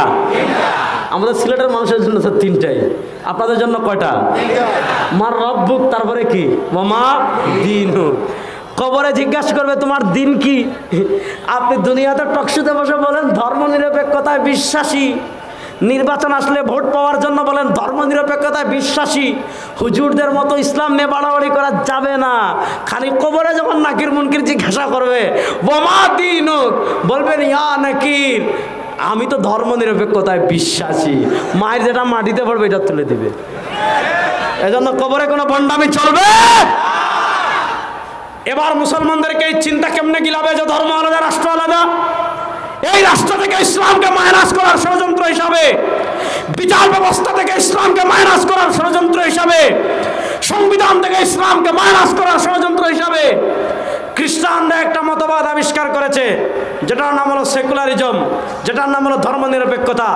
ধর্মনিরপেক্ষতা যারা আবিষ্কার করেছে প্রথমত খুব কড়া ডোজ দিছে মুসলমানদের। কি দিছে? যে ধর্মনিরপেক্ষতা মানি জীবনের সব জায়গা থেকে ধর্মের ছায়াকে মুছে দিতে হবে। আপনার ব্যক্তি জীবনে, আপনার পারিবারিক জীবনে, আপনার সামাজিক জীবনে, আপনার রাষ্ট্রীয় জীবনে, আপনার জীবনের কোথাও ধর্মের কোনো ছায়া থাকবে না। পরে দেখলো না, এটা মুসলমান খাবে না। কারণ মুসলমান যে 1 মাসে ক্ষমতার জন্য 1,500 মানুষকে পাখির মতো গুলি করে হত্যা করে ফেলতে পারে। আমাদের সম্মানিত আপা, বলেন আমাদের সম্মানিত আপা, তিনি দেখছেন না মুসলমানদেরকে ধোঁকা দেওয়ার জন্য বলতেন কি যে আমি ঘুম থেকে উঠে প্রথম জানামাজ তালাশ করি, আমি ফজরের পরে প্রথম কোরআন পড়ি। এগুলো বাংলাদেশে আপনারা শুনেন নাই? শুনেছেন। আবার দেখেছেন একজন বলতো এই হুজুররা তোমরা কিসের ধর্ম শিখাইবা, আমি প্রতিদিন 80 রাকাত তাহাজ্জুদ পড়ি। আর একজনের সংসদে গিয়ে বলেছে হুজুরদের থেকে কি ধর্ম শিখবেন, এরা তো ধর্ম ব্যবসায়ী, এরা বলে গান বাজনা হারাম। আমি 86টা বুখারী মুসলিম মিশকাত পড়েছি, গান বাজনা হালাল। এরকম ভণ্ডামি আমাদের দেশে ছিল কি ছিল না? আমাদের দেশের ধর্মের ছায়া সব জায়গা থেকে মুছে দিতে এটা তো মুসলমান মানবে না। কারণ খুনি সেও তাহাজ্জুদের গল্প শোনায়, টেন্ডারবাজ সেও তাহাজ্জুদের গল্প শোনায়, ধর্ষক সেও কোরআন তিলাওয়াতের গল্প শোনায়, ভারতের 5টা গোলাম মুদির দালাল এরাও মুসলমানদেরকে ইমানের গল্প শোনায়। তো তারা দেখছে যদি মুসলমানদেরকে এইটা বলে জীবনের সব জায়গা থেকে ধর্মের ছায়া মুছে দিতে হবে, এটা মুসলমান গিলবে না। তাহলে কি করে? ধর্মনিরপেক্ষকে আরেকটু সহজ করে, মানে আপনি মরবেন ঠিকই, বিষের পাওয়ার একটু কমাইছে, মানে দিন শেষে আপনার ইমান যাবে, কিন্তু ডাইরেক্ট তো মুসলমান বুঝে ফেলবে। এখন ইমানটা এমনভাবে যাবে, আপনি তাবলিগও করবেন কিন্তু ইমান নাই, আপনি নামাজ পড়বেন মিয়া ইমান নাই, আপনি চরমনায় হালকায় জিকিরে যাবেন খবর নাই, আপনার ইমান নাই। কেমনে জানেন? শুনেন, এবার মুসলমানদেরকে ওইটা শিখাইছে যে ধর্ম এটা নিয়ে বাড়াবাড়ি করা যাবে না, ধর্ম এটা ব্যক্তি জীবনে পালনের জন্য। মুসলমানদেরকে শিখিয়েছে, খ্রিস্টানরা বলতো ধর্ম থাকবে গির্জায়, গির্জার বাইরে ধর্ম আসবে না। এজন্য খ্রিস্টান হতে হলে এত কিছু লাগে না। যখন ডিসেম্বর মাসের 26 তারিখ আসবে, আপনি ক্রিসমাস ডে পালন করবেন, বিশাল কেক কাটবেন, বড়দিন পালন করবেন, 3-4 দিন গান বাজনা করবেন, হই হুল্লোড় করবেন, বাস আপনি খ্রিস্টান। এর বাইরে আর কিচ্ছু নাই। তার ব্যক্তি জীবন কেমনে চলবে? তার ধর্ম ডিরেকশন দেনা, যেভাবে মন চায় চালা। তার সমাজ কেমনে চলবে? ধর্ম ডিরেকশন দেনা, যেভাবে মন চায় চালা। সে ব্যবসা কেমনে করবে? তার ধর্ম ডিরেকশন দেনা, যেভাবে মন চায় কর। সে বিয়ে শাদী কেমনে করবে? তার ধর্ম ডিরেকশন দেনা, যেভাবে মন চায় কর। সে ত্যায্য সম্পত্তি কেমনে বন্টন করবে? তার ধর্ম ডিরেকশন দেনা, যেভাবে মন চায় কর। সে রাজনীতি কেমনে করবে? তার ধর্ম ডিরেকশন দেনা, যেভাবে মন চায় কর। সে রাষ্ট্র কেমনে চালাবে? তার ধর্ম ডিরেকশন দেনা, যেভাবে মন চায় কর। যেমন খ্রিস্টানরা তাদের ধর্মকে গির্জাবন্দি করে ফেলেছে, হিন্দুরা তাদের ধর্মকে মন্দিরবন্দি করে ফেলেছে। এর বিপরীত আমাদের ইসলাম। আমি হাঁটবো কেমনে? ইসলামে আছে না নাই? আছে। এটা জোরে বলেন। আমি হাঁটবো কেমনে? ইসলামে আছে না নাই? আছে। আমি খাবো কেমনে? ইসলামে আছে না নাই? আছে। আমি ঘুমাবো কেমনে? ইসলামে আছে না নাই? আছে। আমি বাথরুমে যাবো কেমনে, বের হবো কেমনে? ইসলামে আছে না নাই? আমি ব্যবসা করবো কেমনে? ইসলামে আছে না নাই? আছে। আমি রাজনীতি করবো কেমনে? এটা নাই? আছে। জোরে বলেন। আমি রাজনীতি করবো কেমনে? ইসলামে আছে না নাই? আছে। আমি রাষ্ট্র চালাবো কেমনে? ইসলামে আছে না নাই? আছে। নাই? এবার খ্রিস্টানদের মতো আমাদেরকে শিখিয়েছে ধর্ম নিরপেক্ষতা, মানে ধর্ম থাকবে মসজিদে, ধর্ম থাকবে মাদ্রাসায়, ধর্ম থাকবে মাজারে, ধর্ম থাকবে খানকায়, ধর্ম থাকবে ওয়াজ মাহফিলে। রাষ্ট্র পরিচালনায় আব্রাহাম লিঙ্কন, অর্থনীতিতে পুঁজিবাদ, বিচার ব্যবস্থায় ব্রিটিশ, শিক্ষা ব্যবস্থায় ব্রিটিশ। এটার নাম ধর্ম না তামাশা? জুড়ে বলে, এটার নাম ধর্ম না তামাশা? এজন্য দেখবেন আমাদের দেশে রাজনৈতিক নেতারা এসে বক্তব্য দিবে, আমরা যতদিন ক্ষমতায় থাকবো ওয়াজ মাহফিল কেউ বাধা দিতে পারবে না। খুব ভালো কথা। এসব বক্তব্য দিবে, আমরা যতদিন রাষ্ট্র ক্ষমতায় থাকবো মসজিদে নামাজ পড়তে কেউ বাধা দিতে পারবে না। ঠিক আছে ভাই, আপনি এটাও বলেন যে আমরা যতদিন ক্ষমতায় থাকবো রাষ্ট্র চলবে কোরআন অনুযায়ী, আমরা যতদিন ক্ষমতায় থাকবো রাষ্ট্র চলবে ইসলাম অনুযায়ী। এটা বলেন না কেন? কারণ আমাদের মাথায় ঢুকিয়ে দিয়েছে ইসলাম মানে শুধু মসজিদ, ইসলাম মানে শুধু ইবাদত না। ইবাদত যেমন ইসলামে আছে, রাষ্ট্র পরিচালনা তেমন ইসলামে আছে। গত 100 বছর তারা ঢুকা দিয়েছে। এবার তোমার মাথার থেকে ছেড়ে ফেলে প্রস্তুতি নেন, এই বাংলাদেশ আর গণতন্ত্র চলবে না, ধর্মনিরপেক্ষতায় চলবে না। আল্লাহর কোরআনের বাংলাদেশ গড়ার জন্য প্রস্তুত আছেন না?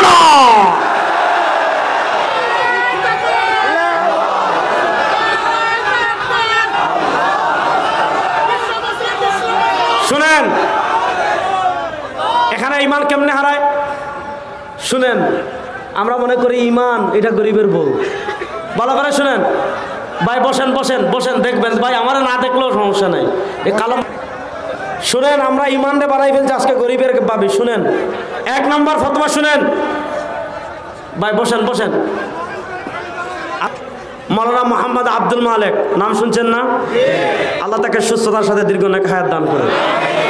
তার উস্তাদ হলেন শেখ আব্দুল ফাত্তাহ আবু গুদ্দা রাহিমাহুল্লাহ, 1417 হিজরিতে ইন্তেকাল করেছেন। তার উস্তাদ শেখ আব্দুল ফাত্তাহ আবু গুদ্দা আল্লামা জাহিদ কাউসারি রহমতুল্লাহ আলাইহি, আল্লামা জাহিদ কাউসারি রহিমাহুল্লাহ 1371 হিজরিতে ইন্তেকাল করেছেন। আল্লামা জাহিদ কাউসারি রহিমাহুল্লাহর লেখা মাকালা সমগ্র আছে, রচনা সমগ্র, আরবি নাম হলো মাকালাতুল কাউসারি। এই মাকালাতুল কাউসারির ভিতর আল্লামা জাহিদ কাউসারি রহিমাহুল্লাহ একটা মাকালা লিখেছেন, যে মাকালার নাম হলো হুকম মুহাওয়ালাতি ফসলুদ্দিন আনিদ দৌলা। যে মাকালার নাম হলো হুকম মুহাওয়ালাতি ফসলুদ্দিন আনিদ দৌলা। ধর্ম আলাদা, রাষ্ট্র আলাদা, এই কথা বলার বিধান। উনি বলেছেন ফাল মুসলিমু ইযা তালাবা বিমিসলি যালিকা বিসালামাতি আকলি। কোন মুসলমান যদি সুস্থ মস্তিষ্কে, মনোযোগ, কোন মুসলমান যদি সুস্থ মস্তিষ্কে জেনে শুনে এই কথা বলে ধর্ম আলাদা, রাষ্ট্র আলাদা। মনোযোগ মনোযোগ মনোযোগ। কোন মুসলমান যদি জেনে শুনে সুস্থ মস্তিষ্কে রাজনীতির নামে, নেতার চামচামির নামে, নেত্রীর চামচামির নামে, ভারতের দালালির নামে, আমেরিকার দালালির নামে, আধুনিকতার নামে, স্মার্ট ইসলামের নামে, যেই নামে কোন মুসলমান এই কথা বলবে যে ধর্ম আলাদা, রাষ্ট্র আলাদা, এই কথা বলতে দেরি, সে মুরতাদ হতে দেরি না, তার ঈমান থাকবে না। আপনি নামাজ পড়বেন আর বলবেন রাষ্ট্রে ইসলাম লাগবে না। আপনি রোজা রাখবেন, বলবেন বিচার ব্যবস্থা ইসলাম লাগবে না। আপনি নামাজ পড়বেন, বলবেন সংবিধানে ইসলাম লাগবে না। আপনি নামাজ পড়বেন, বলবেন অর্থনীতি লাগবে না, বন্যামি চলবে না। নামাজে যেমন ইসলাম লাগবে, রাষ্ট্র পরিচালনায় তেমন ইসলাম লাগবে। তাহলে বলেন রাষ্ট্র পরিচালনা কেমনে হবে? ইসলামে আছে না নাই? জোরে বলেন না। রাষ্ট্র ভাই আপনারা একটু বসেন না কেন? এত বলতেছি ভাই, একটু যে যেখানে আছেন আল্লাহর ওয়াস্তে বলতেছি বসেন। যদি বলে ধর্ম আলাদা, রাষ্ট্র আলাদা, তার ঈমান আছে না গেছে?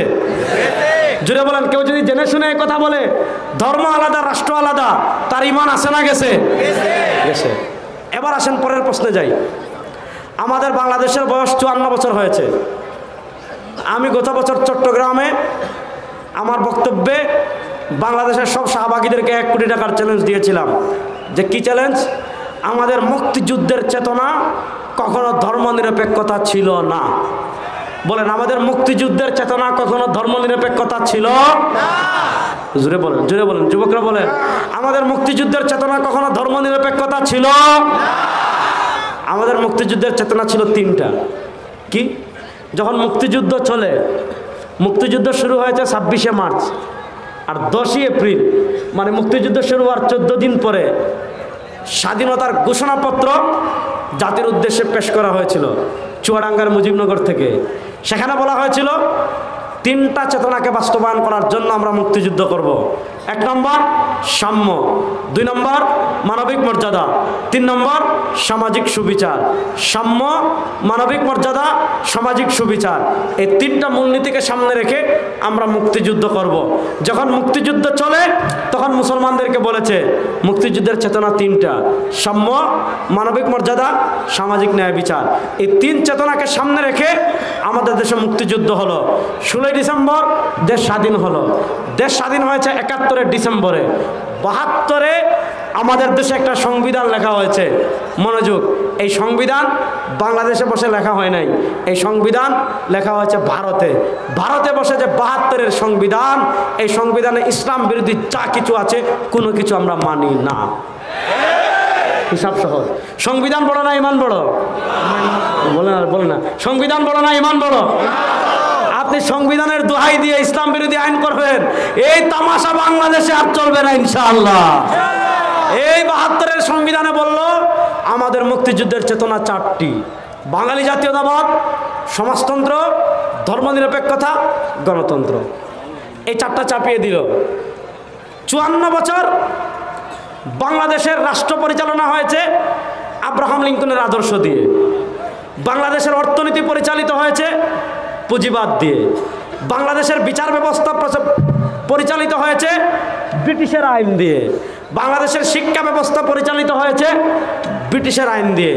এবার 1 নম্বর বুঝেন, আমাদের দেশের রাষ্ট্র পরিচালিত হয় আব্রাহাম লিঙ্কনের আদর্শ দ্বারা। মনোযোগ, আমাদের দেশের রাষ্ট্র পরিচালিত হয় আব্রাহাম লিঙ্কনের আদর্শ দ্বারা। এবার একদিকে আব্রাহাম লিঙ্কনের আদর্শ, এবার বলেন রাষ্ট্র পরিচালনার জন্য ইসলামের আদর্শ আছে না নাই? আপনারা কি ক্লান্ত হয়ে গেছেন? ক্লান্ত হয়ে গেলে আমি ছুটি নিব, একটু ধৈর্য ধরেন। বলেন, একটা হলো আব্রাহাম লিঙ্কন বলে রাষ্ট্র চলবে এইভাবে, তার থিমেই। তো আব্রাহাম লিঙ্কন তার থিম দিয়েছে, সেটা ভালো মন্দ আমি পরে যাব, কিন্তু আগে বলেন রাষ্ট্র পরিচালনার জন্য ইসলামের থিম আছে না নাই? বলেন ইসলামের থিম আছে না নাই? কিন্তু আমাদের দেশ ইসলামের থিম অনুযায়ী চলে না আব্রাহাম লিঙ্কনের আদর্শ অনুযায়ী চলে? এখন ইমান মানুষ কেমনে হারায়? আমাদের দেশে ইসলাম অনুযায়ী চলে না। আমরা চেষ্টা করব ইসলাম অনুযায়ী রাষ্ট্র পরিচালনা করার। আমরা চেষ্টা করব রাষ্ট্র ক্ষমতা ইসলামকে নেওয়ার। ইনশাআল্লাহ পায় না, দেখছেন এভাবে হাত এভাবে মুষ্টিবদ্ধ করে বলেন ইনশাআল্লাহ। আব্রাহাম লিঙ্কনের আদর্শ 54 বছর বাংলাদেশ দেখেছেন। আব্রাহাম লিঙ্কনের আদর্শ পাস না ফেল? আর আসতে বলেন, আব্রাহাম লিঙ্কনের আদর্শ পাস না ফেল? আব্রাহাম লিঙ্কনের আদর্শ দিয়ে বাংলাদেশের সাম্য প্রতিষ্ঠা করা গিয়েছে? আব্রাহাম লিঙ্কনের আদর্শ দিয়ে বাংলাদেশে ন্যায় বিচার প্রতিষ্ঠা করা গিয়েছে? আব্রাহাম লিঙ্কনের আদর্শ দিয়ে বাংলাদেশের দুর্নীতি বন্ধ করা গিয়েছে? আব্রাহাম লিঙ্কনের আদর্শ দিয়ে বাংলাদেশে চুরি বন্ধ করা গিয়েছে? যে আব্রাহাম লিঙ্কনের আদর্শ 54 বছর বাংলাদেশে ব্যর্থ হয়েছে, যুবকরা প্রস্তুতি নেন, সময় এসেছে আব্রাহাম লিঙ্কনের আদর্শকে বঙ্গোপসাগরে নিক্ষেপ করে আল্লাহর কোরআনের আদর্শ বাংলাদেশে প্রতিষ্ঠা করার জন্য, কোরআনের রাত বাংলাদেশে প্রতিষ্ঠা করার জন্য তোমরা যুবকরা প্রস্তুত আছো?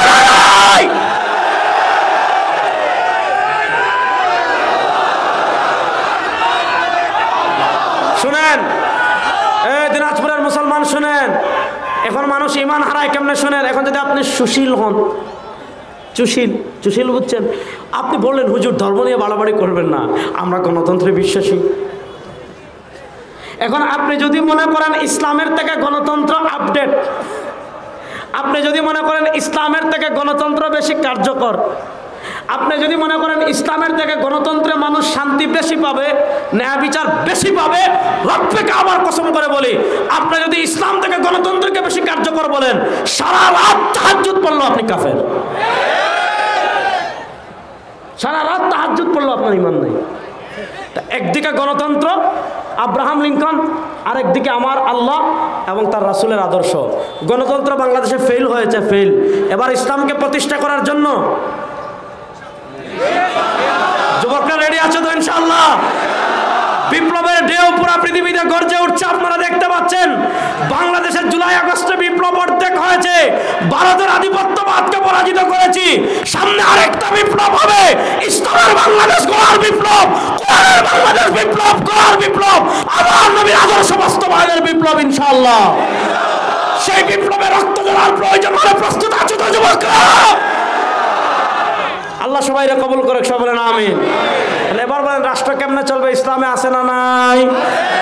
এবার আসেন, আমাদের বাংলাদেশ রাষ্ট্রের সবচেয়ে বড় সমস্যা কি জানেন? আপনি দেখেন চীনে 1978 সালে দুর্ভিক্ষ হয়েছে। এই যুবকরা এই ওয়াজটা আপনাদেরকে করছি, শুনেন। আপনি চ্যাট জিপিটিতে জিজ্ঞেস করলেই পাবেন, আপনি এআইকে জিজ্ঞেস করলেই পাবেন। আমাদের স্বাধীনতার কয়েক বছর পরে দেখবেন ইনে দুর্ভিক্ষ হয়েছিল চীনে, খাবার পায় নাই, পোশাক পায় নাই, সারা দুনিয়া থেকে এরা ভিক্ষা করে নিয়েছে। আজকে সেই চীন কোথায় আর আমরা কোথায়? আজকে সেই চীন পৃথিবীর সুপার পাওয়ার। মালয়েশিয়া স্বাধীন হয়েছে আমাদের পরে। আজকে বাংলাদেশ থেকে হাজার হাজার যুবক মালয়েশিয়ায় যায়। আমাদের দেশে যারা সরকারে যায় তারা কখন বলে আমাদের দেশ সিঙ্গাপুর হয়ে গেছে, কেউ বলে আমেরিকা হয়ে গেছে। দেখেন কি একটা তামাশা, আপনি সিঙ্গাপুর বানানোর স্বপ্ন বললে দেখবেন কেউ কিছু কয় না, ও ঠিক আছে বানান সিঙ্গাপুর। মালয়েশিয়ার কথা বললে কেউ কিছু বলে না। আমেরিকার কথা বললে যে আমার দেশকে আমেরিকা বানাবো, কেউ কিছু বলবে না। আমার দেশকে ইংল্যান্ড বানাবো, কেউ কিছু বলবে না। কিন্তু যখনই বলবেন দেশকে আফগানিস্তান বানাবো, বুঝেন নাই কথা? যখনই বলবেন দেশকে কি বানাবো, তখন একজনের অ্যালার্জি তৈরি হয় কি হয় না? তো প্রশ্ন হলে কিরে ভাই, মালয়েশিয়া বানানোর কথা বললে তোর চেতনায় কোনো সমস্যা নাই, সিঙ্গাপুর বানানোর কথা বললে তোর চেতনায় কোনো সমস্যা নাই, হ্যাঁ আমেরিকা বানানোর কথা বললে তোর চেতনায় কোনো সমস্যা নাই, ইংল্যান্ড বানানোর কথা বললে তোর চেতনায় কোনো সমস্যা নাই, আফগানিস্তান বানানোর কথা বললেই তোর চেতনায় কেন লাগে? আসলে সমস্যা হইল ইসলামের বিজয় তারা পৃথিবীর কোনো ভূখণ্ডে দেখতে চায় না। আমাদের দেশের সবচেয়ে বড় সমস্যা কি? দুর্নীতি। আপনি পৃথিবীতে এমন কোনো নজির নাই যে ব্যাংক ডাকাতি করে ফেলছে। ব্যাংক, একজন মানুষ 57,000 কোটি টাকা যেই রাষ্ট্র থেকে চুরি করতে পারে। একজনে জিজ্ঞাসা আল্লাহ আছেন তার দলিল কি? জিজ্ঞাসা একজনে যে আল্লাহ আছেন তার দলিল কি? বলছে আল্লাহ আছেন তার সবচেয়ে বড় দলিল বাংলাদেশ। কথা বুঝছেন? জিজ্ঞাসা করছে আল্লাহ আছেন তার দলিল কি? বলছে আল্লাহ আছে সবচেয়ে বড় দলিল বাংলাদেশ। বেচারা বেবাচকা খেয়ে গেছে যে আল্লাহ আছে তার দলিল বাংলাদেশ। বা এত দুর্নীতির পর, এত চুরির পর, এত খেয়ানতের পর, এত টাকা পাচারের পর, ব্যাংক ডাকাতির পর, শেয়ার বাজার ডাকাতির পর, উন্নয়ন নামে রোডের বদলে বাস দেওয়ার পর, গম চুরির পর, চাল চুরির পর, রাষ্ট্রের সব কিছু চেটে পুটে খাবার পরও এই রাষ্ট্র যে ধ্বংস হচ্ছে না, বোঝা গেল আল্লাহ একজন আছেন। যদি আল্লাহ না থাকতেন বাংলাদেশ কবে ধ্বংস হয়ে যেত। কথা ভালো করে বুঝেন। এই বাংলাদেশে এত নিয়ম কেন? বাংলাদেশে এত দুর্নীতি কেন? বাংলাদেশে এত চুরি কেন? বাংলাদেশে এত ধর্ষণ কেন?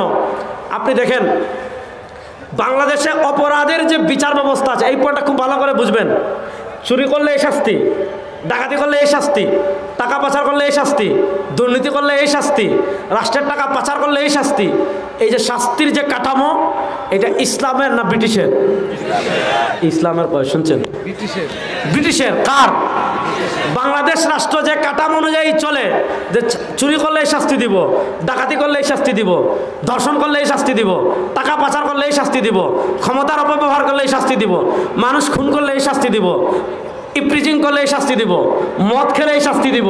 এই যে শাস্তির যে কাঠামো, এটা কি ইসলামের না ব্রিটিশের? বাংলাদেশ রাষ্ট্র চলে কার আইনে? ব্রিটিশের আইনে। বলেন বাংলাদেশ রাষ্ট্র চলে কার আইনে? ব্রিটিশের। বাংলাদেশের বিচার ব্যবস্থা কার আইনে? ব্রিটিশের আইনে। এবার পয়েন্ট বুঝেন। একটা হলো ব্রিটিশের বিচার ব্যবস্থা, এর বিপরীত ইসলামের বিচার ব্যবস্থা আছে না নাই? সবাই বলেন ইসলামের বিচার ব্যবস্থা আছে না নাই? ইসলাম অপরাধ নিয়ন্ত্রণের জন্য 3 প্রকারের শাস্তি দিয়েছে। ব্রিটিশ বলে অপরাধ 2 প্রকার, শাস্তি 2 প্রকার, একটা দেওয়ানি, একটা ফৌজদারি। আর ইসলাম বলে, আমার সাথে বলেন, হুদুদ। বলেন না হুদুদ। সবাই বলেন হুদুদ, কিসাস, তাজিরাত। শুধু তো স্টেজের মানুষই বলতেছেন, ওখান থেকে তো বুঝাই যাচ্ছে না আপনারা বলছেন। আমার সাথে বলেন হুদুদ, কিসাস, তাজিরাত।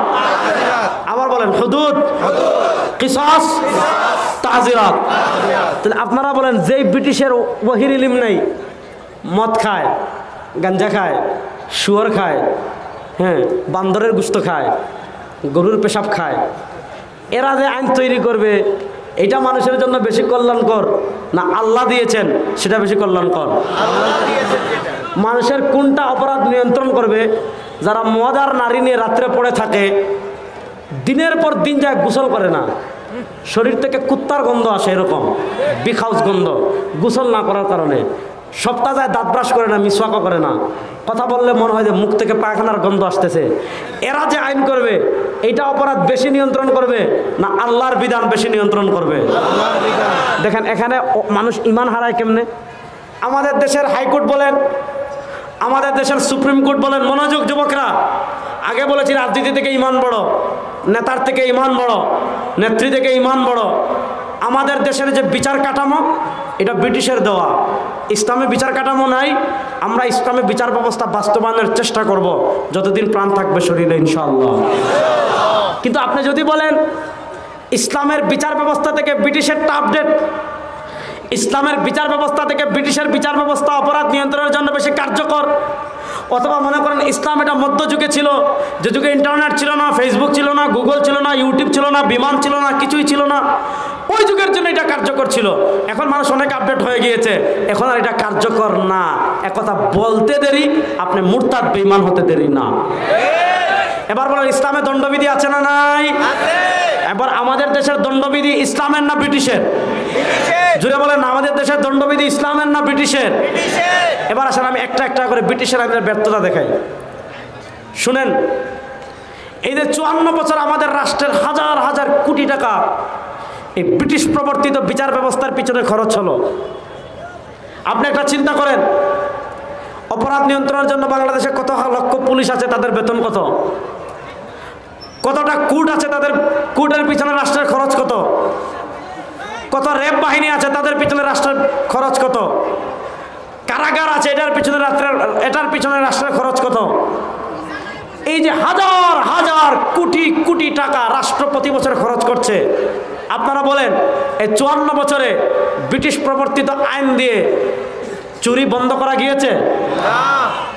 আরে ভাই, আমরা যদি কেউ জুতা চুরি করে, মনে করেন এখানে আমি আসছি, আমার জুতা একজনে চুরি করে ফেলছে, আপনারা যদি ধরে ফেলেন ওই ব্যক্তি আবরার সাহেবের জুতা চুরি করছে, তার কি অবস্থা হবে চিন্তা করেন।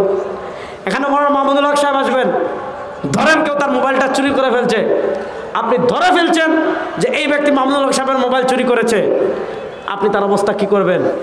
দেখেন, মোবাইল চুররে আমরা পিটাই, জুতা চুররে আমরা পিটাই, পকেট মাররে আমরা পিটাই, জুতা চুররে চুরি মনে করি, পকেট চুরিরে চুরি মনে করি, মোবাইল চুররে চুরি মনে করি।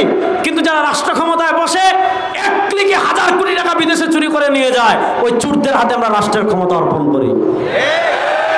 দেখেন, আমরা চুরি মনে করি না।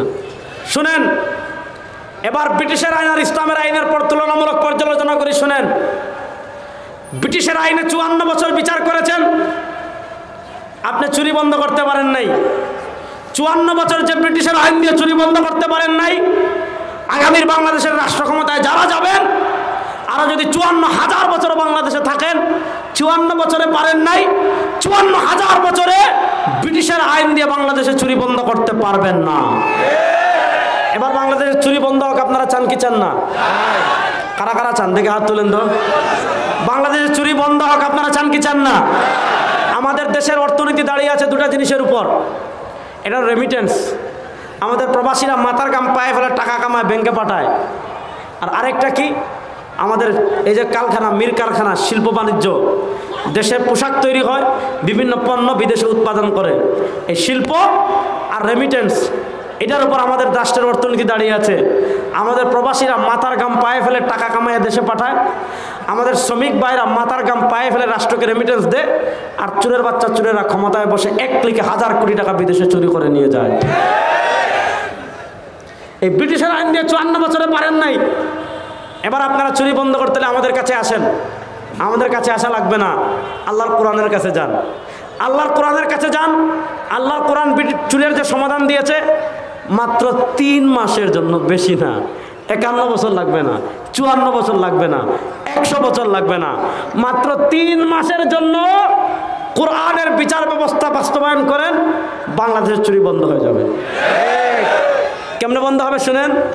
ইসলাম বলে আস-সারিকু ওয়াস-সারিকাতু, মনোযোগ যুবকরা আছেন তো আমার সাথে? ইসলাম বলে আস-সারিকু ওয়াস-সারিকাতু ফাকতাউ আইদিয়াহুমা জাযাআম বিমা কাসাবা কেউ পেটের দায়ে খাবার পায় নাই, হন্য হয়ে চুরি করে ফেলছে, তার ইসলাম হাত কাটার কথা বলে না। আপনি রাষ্ট্রের ক্ষমতা পেয়ে তসররুফ করে রেমিটেন্স চুরি করে নিয়ে যাবেন, রিজার্ভ চুরি করে দিয়ে যাবেন, রাষ্ট্র আপনাকে বাজেট দিয়েছে রাস্তা করেন, আপনি রড না দিয়ে বাঁশ দিয়ে টাকা চুরি করে নিয়ে যাবেন। রাষ্ট্র চাল দিয়েছে, চাল বিতরণ না করে টাকা নিয়ে যাবেন। গম দিয়েছে, গম না দিয়ে টাকা চুরি করে যাবেন। শ্রমিকদের বেতন মেরে টাকা চুরি করে বড় লোক হবেন। ইসলাম বলেন নট এলাও, রাস্তা বন্ধ। এভাবে করবেন। ইসলাম বলে সুরাজি উদ্যানে নেন, সারা জাতিকে খবর দেন, সব টেলিভিশনকে খবর দেন, লাইভ দেখান, বিসমিল্লাহির রহমানির রহিম বলে 2 হাত কবজি পর্যন্ত কেটে ফেলে দেন। আপনি 3 মাসের জন্য এই আইন করেন, দেখেন ইসলাম চুরির কি সুন্দর শাস্তি দিছে। কয় হাত কবজি পর্যন্ত কেটে ফেলাইতেন। এটা বলে নাই যে আপনি তার লাঠি দিয়ে পিটান। কি পিটাইবেন ভাই? হাড্ডি ভাঙবে। আপনার সিঙ্গাপুর গিয়ে চিকিৎসা করে সুস্থ হয়ে যাবে। জেলে দিবেন। বাংলাদেশের জেলখানার যে অবস্থা, টাকা থাকলে ওখানে বাঘের দুধও পাওয়া যায়, ঠিক না বেটি? এখন আপনি চুরি নিয়ন্ত্রণ করবেন কেমনে? ইসলামী আইনে আসেন, শুধু 3 মাসের জন্য ঘোষণা দেন, আগামী 3 মাসে কেউ চুরি করলে সুরাদি উদ্যানে নিয়ে হাত কেটে ফেলবো। দেখেন ইসলাম চুরির শাস্তি দিছে, হাত কবজি পর্যন্ত কেটে ফেলে দেন। এখন আপনি নেতা হয়ে, জননেতা হয়ে, জনতার সেবক হয়ে, ফুলের মতো চরিত্রের অধিকারী হয়ে টাকা চুরি করবেন। কর্মীদের কাছে আসবেন দিনাজপুর অথবা সিলেট, কর্মীরা হাজার হাজার মোটরসাইকেল নিয়ে নেতা মহোদয়কে কি রিসিভ করতে গিয়েছে। ওমা, নেতা মহোদয় তো মাথা বের করেন, মাগার হাত তো আর বের করেন না। মাগার কি করেন না? হাত বের করেন না। অনেক কষ্টের পর জনতাকে অভিনন্দন জানার জন্য নেতা হাত বের করছেন। যখনই জনতা দেখবে নেতাজির দিকে হাত 2টা কাটা, তখন বুঝবে এটা নেতা না, এটা কি? বল না, তখন বুঝবে এটা নেতা না, এটা কি? আপনি এমপি হয়ে এলাকায় আসবেন, মন্ত্রী হয়ে এলাকায় আসবেন, প্রধানমন্ত্রী হয়ে এলাকায় আসবেন, মানুষ যখন দেখবে কিরে এমপি সাহেবের দিকে হাত তো নাই, তখন বুঝবে এটা এমপি না, এটা কি? চোর। আপনি পীর হয়ে চুরি করবেন, মুরিদ আসবে আপনার দরবারে খাসি নিয়ে, মুরিদ আসবে ছাগল নিয়ে, মুরিদ আসবে গরু নিয়ে, আয়সা বলবে বাবা আপনাকে ছাগল দিয়েছি, আজকে যদি আপনি মাথায় হাত বুলিয়ে দোয়া না করেন আমি আপনার দরবার থেকে যাব না। কিন্তু পীর সাহেব তার হাত বের করে না। মুরিদও তোমার নাসল বান্দা, বলে বাবা খাজা বাবা আপনি যতক্ষণ পর্যন্ত হাত দিয়ে মাথায় আশীর্বাদ না দিবেন আমি আপনার পায়ে পড়ে যাব, আমি যাব না। পিসাব তো হাত বেরই করে না। অনেকক্ষণ পরে পিসাব বাধ্য হয়ে যখন হাত বের করছে, মুরিদ দেখে কিরে পিসাবের তো দেখে হাত নাই, তখন বুঝবে এটা পিন না, এটা কি? বলেন এটা পিন না, এটা কি? অর্থাৎ আপনি কবরে যাবেন কিন্তু আপনার চুর পরিচয় মুছতে পারবেন না। আপনি কবরে যাবেন, আপনার সন্তানকে মানুষ বলবে তোর বাপ চুরির কারণে হাত কাটা গিয়েছিল, তুই চুরের বাচ্চা, আপনার বংশ আর পৃথিবীতে দাঁড়াতে পারবে না। ইসলাম চুরির এমন শাস্তি দিয়েছে, 54 বছরে সাতার মাথার ব্রিটিশের আইন দেখেছেন, সাতার মাথার ব্রিটিশের বিচার ব্যবস্থা দেখেছেন, 54 বছর ব্রিটিশের আইন ব্যর্থ হয়েছে, চুরি বন্ধ করতে পারে নাই। রব্বে কাবার কসম করে বলি, মাত্র 3 মাসের জন্য ইসলামের বিচার ব্যবস্থা প্রতিষ্ঠা করেন, সব চুরি দুর্নীতি বাংলাদেশে বন্ধ হয়ে যাবে। ইসলামের বিচার ব্যবস্থা দেখার জন্য যুবকরা প্রস্তুত আছে? আর কিভাবে বুঝাইলে আপনারা বুঝবেন বলেন? ভাই শুনেন, আমার কথা শুনেন। আমরা ওয়াদে এসে স্লোগান দেয় ইসলামের শত্রুরা হুঁশিয়ার সাবধান। তারা তো ভাই সাবধান, আর কি করবে? আপনি ঘরে বসে আছেন, ডাকাইতে আপনার ঘরে ঢুকে স্বর্ণ নিছে, রূপা নিছে, টাকা নিছে, সব শেষে আর কিছু পাচ্ছে না, দেখলো পাতিলের ভিতর গুস্ত রান্না করা, ভাত খাইয়া গেছে। তো আপনি খাটে বসে বলতেছেন ডাকাত সাবধান, ডাকাত সাবধান। সে কিন্তু টাকাও নিছে, পয়সাও নিছে, আর কিছু পাচ্ছে না। ফ্রিজ খুলে দেখছে কাঁচা গুস্ত আছে, এটাও নিয়ে গেছে। ভাই তারা আপনার রাষ্ট্র ক্ষমতা থেকে ইসলামকে সরাইয়া গণতন্ত্র দিছে, আপনার বিচার ব্যবস্থা থেকে ইসলামকে সরিয়ে ব্রিটিশের আইন দিয়েছে, আপনার অর্থনীতি থেকে ইসলামকে সরিয়ে পুঁজিবাদ দিছে, সবই তো তাদের। আর আমরা স্লোগান দিচ্ছি ইসলামের শত্রুরা হুঁশিয়ার সাবধান। তাদের আগে হুঁশিয়ার হতে হবে আমাদের, ঠিক না বেটি? আসলে আমি ইসলামের বিচার ব্যবস্থার কার্যকারিতা আরেকটা দেখাই। আমাদের দেশে খুন আছে না নাই? সব তো অলি আল্লাহর দেশ আমাদের দেশে, ঠিক না? খুন আছে না নাই? আজকে যখন এখানে আমি আসি একটা ঘটনা দেখলাম, পুরান ঢাকায় একজনের মানে খণ্ডিত দেহ, টুকরা টুকরা দেহ, মানে ড্রেনের ভিতর পাওয়া গিয়েছে, ড্রেনের ভিতরে। আমাদের দেশে দেখবেন পানির থেকে খুনের দাম, মানুষের জীবন সস্তা। ব্রাহ্মণবাড়িয়া কিছুদিন আগে দেখেছেন টর্চ লাইট মারাকে কেন্দ্র করে মারামারি হয়ে গেছে, খুন। একজনের টর্চ লাইট মারছে, আরেকজনের মুখে পড়ে গেছে, বুঝেন নাই? হাই, কত বড় সাহস রে, আমার মুখে টর্চ লাইট মারছে, লাগা গেছে হাঙ্গামা। আমাদের দেশের রাস্তায় লাশ দেখবেন, পাহাড়ে লাশ দেখবেন, নদীতে লাশ দেখবেন, মসজিদে লাশ দেখবেন, বাজারে লাশ দেখবেন, মার্কেটে লাশ দেখবেন, রাজনীতিতে লাশ দেখবেন, লাশ আর লাশ। এমন কোনো দিন নেই বাংলাদেশে খুন হয় না। অথচ ইসলামের সবচেয়ে ভয়ঙ্কর যে অপরাধ সেটা হলো খুন। এবার বলেন, এই যে এত আর্মি, এত বিজিবি, এত র্যাব, এত পুলিশ, এত কারাগার, এত হাইকোর্ট, এত সুপ্রিম কোর্ট, এত বিচার, এত কিছু, আমাদের দেশে খুন বন্ধ হয়েছে? ধর্ষণ বন্ধ হয়েছে? আমাদের দেশে খুন পর্যন্ত গেছে। মানে খুনের ব্যাপারে মানুষ কি পরিমাণ উদাসীন। আর্জেন্টিনা খেলতেছে, ব্রাজিল খেলতেছে, এগুলো আমাদের দেশ থেকে হাজার হাজার মাইল দূরে। আমাদের বাংলাদেশ না খেলে, না বাংলাদেশে খেলা হয়, না বাংলাদেশের প্লেয়াররা যায়, খেলা হয় হাজার মাইল দূরে, খেলে হাজার হাজার 2 মাইল রাষ্ট্রে। কিন্তু দেখা যাচ্ছে 2022 সালে যখন বিশ্বকাপ হয়, ব্রাজিল আর্জেন্টিনার খেলা নিয়ে বাংলাদেশে মারামারি করে মারা গেছে 22 জন। কয়জন? আল কাতিল ওয়াল মাকতুল কিলাহুমা ফিন্নার। যে মারছে সেও জাহান্নামী, যে মরছে সেও জাহান্নামী, 2 জন জাহান্নামী। তাহলে প্রশ্ন হলো, আমাদের দেশে খুন এত সস্তা হলো কেন? যে ব্রাজিল আর্জেন্টিনা নিয়ে পোলাপাইন মার করে মারা যায়, খুন এত সস্তা হলো কেন? পাকিস্তান ভারতের ম্যাচ নিয়ে মারামারি করে মারা যায়, কারণ হলো খুনের যে ন্যায় বিচার আমাদের দেশে সেই ন্যায় বিচার নয়। ব্রিটিশ প্রবর্তিত খুনের মামলার বিচার কি? ব্রিটিশ বলে আপনার ভাই খুন হয়েছে, আপনার বোন খুন হয়েছে, আপনার বাপ খুন হয়েছে, আপনার মা খুন হয়েছে, ব্রিটিশ বলে আপনি থানায় মামলা করতে যান। এখন দেখা যায় যে খুন করেছে সে যদি সরকার দলের হয়, থানা অনেক সময় মামলাও নিতে চায় না। এগুলো আমাদের দেশে আসে না নাই? এই স্বজনপ্রীতি আমাদের দেশে আসে না নাই? আবার কেউ যে ক্ষমতায় আছে তার পক্ষের যদি না হয়, দেখা যায় তার নামে এমনিতে মামলা দিয়ে দেয়। এদের তামাশা আমাদের দেশে আসে না নাই? এটা ব্রিটিশের বিচার ব্যবস্থা। কিছুদিন আগে আমার নামে মামলা দিয়েছে। কি মামলা? আমি জঙ্গি মামলা দিয়েছে, এই 2 মাস আগে। কি মামলা?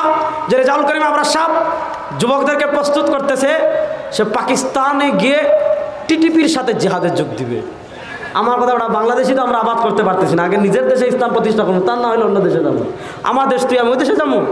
ঠিক আছে, মামলা দিল, আমি 3 নম্বর জঙ্গি, ঠিক আছে দিল। মানে ব্রিটিশ প্রবর্তিত বিচার ব্যবস্থা আমি বুঝাচ্ছি।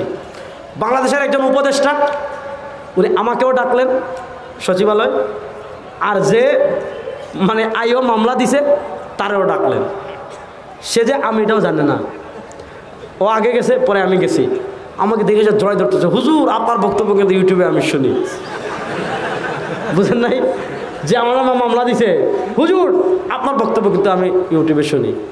উপদেষ্টা স্যার বললেন, আপনি তো ওনাকে চিনেনি বললেন, উনি কোন দল করে তাও জানেন, উনি ইসলামী আন্দোলন করে তাও জানেন, হ্যাঁ উনি কি বক্তৃতা করে তাও জানেন, ওনার ভীষণ কি তাও জানেন, ওনাকে জঙ্গি মামলা দিলেন কেন? বলে স্যার আমি তো দেই নাই, এটা উপরের নির্দেশ, উপর থেকে দিছে। এটা হলো ব্রিটিশের আইন। এরকম তামাশা আমাদের দেশে আছে না নাই? আল্লামা মামুনুল হক সাহেব আসতেছেন, তার নামে কি মামলা দিয়েছে জানেন? তিনি নয়া পল্টনে একজন ভ্যান চালকের মোবাইল চুরি করেছেন। আমাদের চরমনায়ের বিশ্বাস মুফতি সৈয়দ মোহাম্মদ রেজাউল করিম, তার নামে কি মামলা দিয়েছিল? তিনি বরিশালে একজন সবজি বিক্রেতার 5000 টাকা চুরি করেছেন। এগুলো হলো ব্রিটিশ প্রবর্তিত আইন। এই তামাশা বাংলাদেশে চলুক, এটা আপনারা চান? যুবকরা আওয়াজ দাও, এই তামাশা বাংলাদেশে চলুক আপনারা চান? এই স্বজনপ্রীতির বিচার বাংলাদেশে পরিগঙ্গায় নিক্ষেপ হোক, এটার পক্ষে তোমরা আছো না? তো ব্রিটিশ বলে আপনি মামলা দিবেন, তামাশা করবে, মামলা দিয়ে কাম শেষ না। ব্রিটিশ বলে থানায় মামলা দেন, তারপর কোথায় যান? দিনাজপুর কোর্টে যান। কোর্টে গেলেই কি লাগে? বলে না কি লাগে? মামলা। এবার বিচারক বলবে আগামী 10 তারিখ শুনানি হবে, 10 তারিখ শুনানি হবে। মামু উকিল ধরেন, মামু উকিলের পিএস রে মামু, সাক্ষী আনেন মামু। 1 মাস যায়, শুনানি করে 5 মাসের জন্য শুনানি স্থগিত করা হইল। 10 বছর যায়। আমাদের বাংলাদেশে এরকম আসামি আছে 20 বছর আগে খুন করেছে, এখনো রায় বাস্তবায়ন হয় নাই, কারাগারে আছে। জোহর ভাই এরকম আসামি আছে না নাই?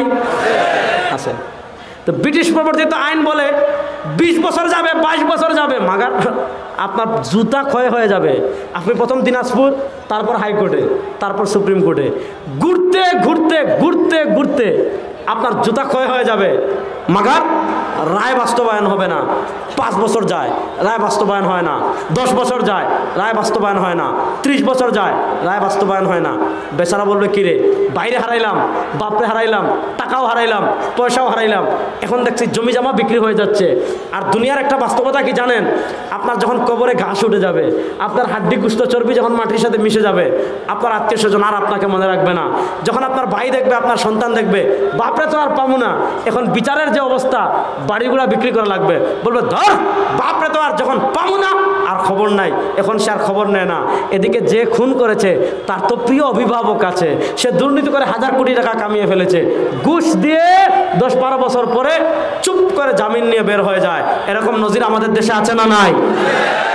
এটা হলো ব্রিটিশের বিচার ব্যবস্থা। ব্রিটিশের বিচার ব্যবস্থার মৌলিক ত্রুটি কোথায়? ব্রিটিশের বিচার ব্যবস্থার মৌলিক ত্রুটি হলো বিচার কার্যকারিতা দেরি হয়। আমাদের দেশে এত খুন, আর ইসলাম কি বলে? ইসলাম বলে আজকে রাত্রে খুন করেছে। হুজুর চলে আসছেন, মাশাআল্লাহ, হুজুর চলে আসলেই আমি ছাড়বো। আর ইসলাম বলে আজকে রাত্রে খুন করেছেন, যদি ফজরের আগে প্রমাণিত হয়ে যায়, ভাই বসেন, আপনারা বসেন, মোটামুটি করে হুজুর আসলে আমি ছাড়বো, বসেন বসেন। ইসলামের বিচার ব্যবস্থা হলো প্রমাণ হওয়ার সাথে সাথে আপনি যেইভাবে খুন করেছেন আপনাকে ওইভাবে খুন করা হবে। মনে করেন আপনি আরেকজনের মাথা ফাটাইছেন, ইসলাম বলে পরের দিন আপনার মাথা ফাটানো হবে। আপনি আরেকজনের দাঁত ভেঙেছেন, ইসলাম বলে আপনার দাঁত ভেঙে দেওয়া হবে। আপনি আরেকজনের চোখ নষ্ট করেছেন, ইসলাম বলে আপনার চোখ নষ্ট করে দেওয়া হবে। এই 54 বছর ব্রিটিশের আইনে বিচার করে খুন বন্ধ করতে পারেন নাই, চাঁদাবাজি বন্ধ করতে পারেন নাই, সন্ত্রাসী বন্ধ করতে পারেন নাই, ধর্ষণ বন্ধ করতে পারেন নাই। রব্বে কাবার কসম করে বলি, মাত্র 3 মাসের জন্য ইসলামের বিচার ব্যবস্থা প্রতিষ্ঠা করেন, ইনশাআল্লাহ খুন বন্ধ হয়ে যাবে। ইনশাআল্লাহ খুন বন্ধ হয়ে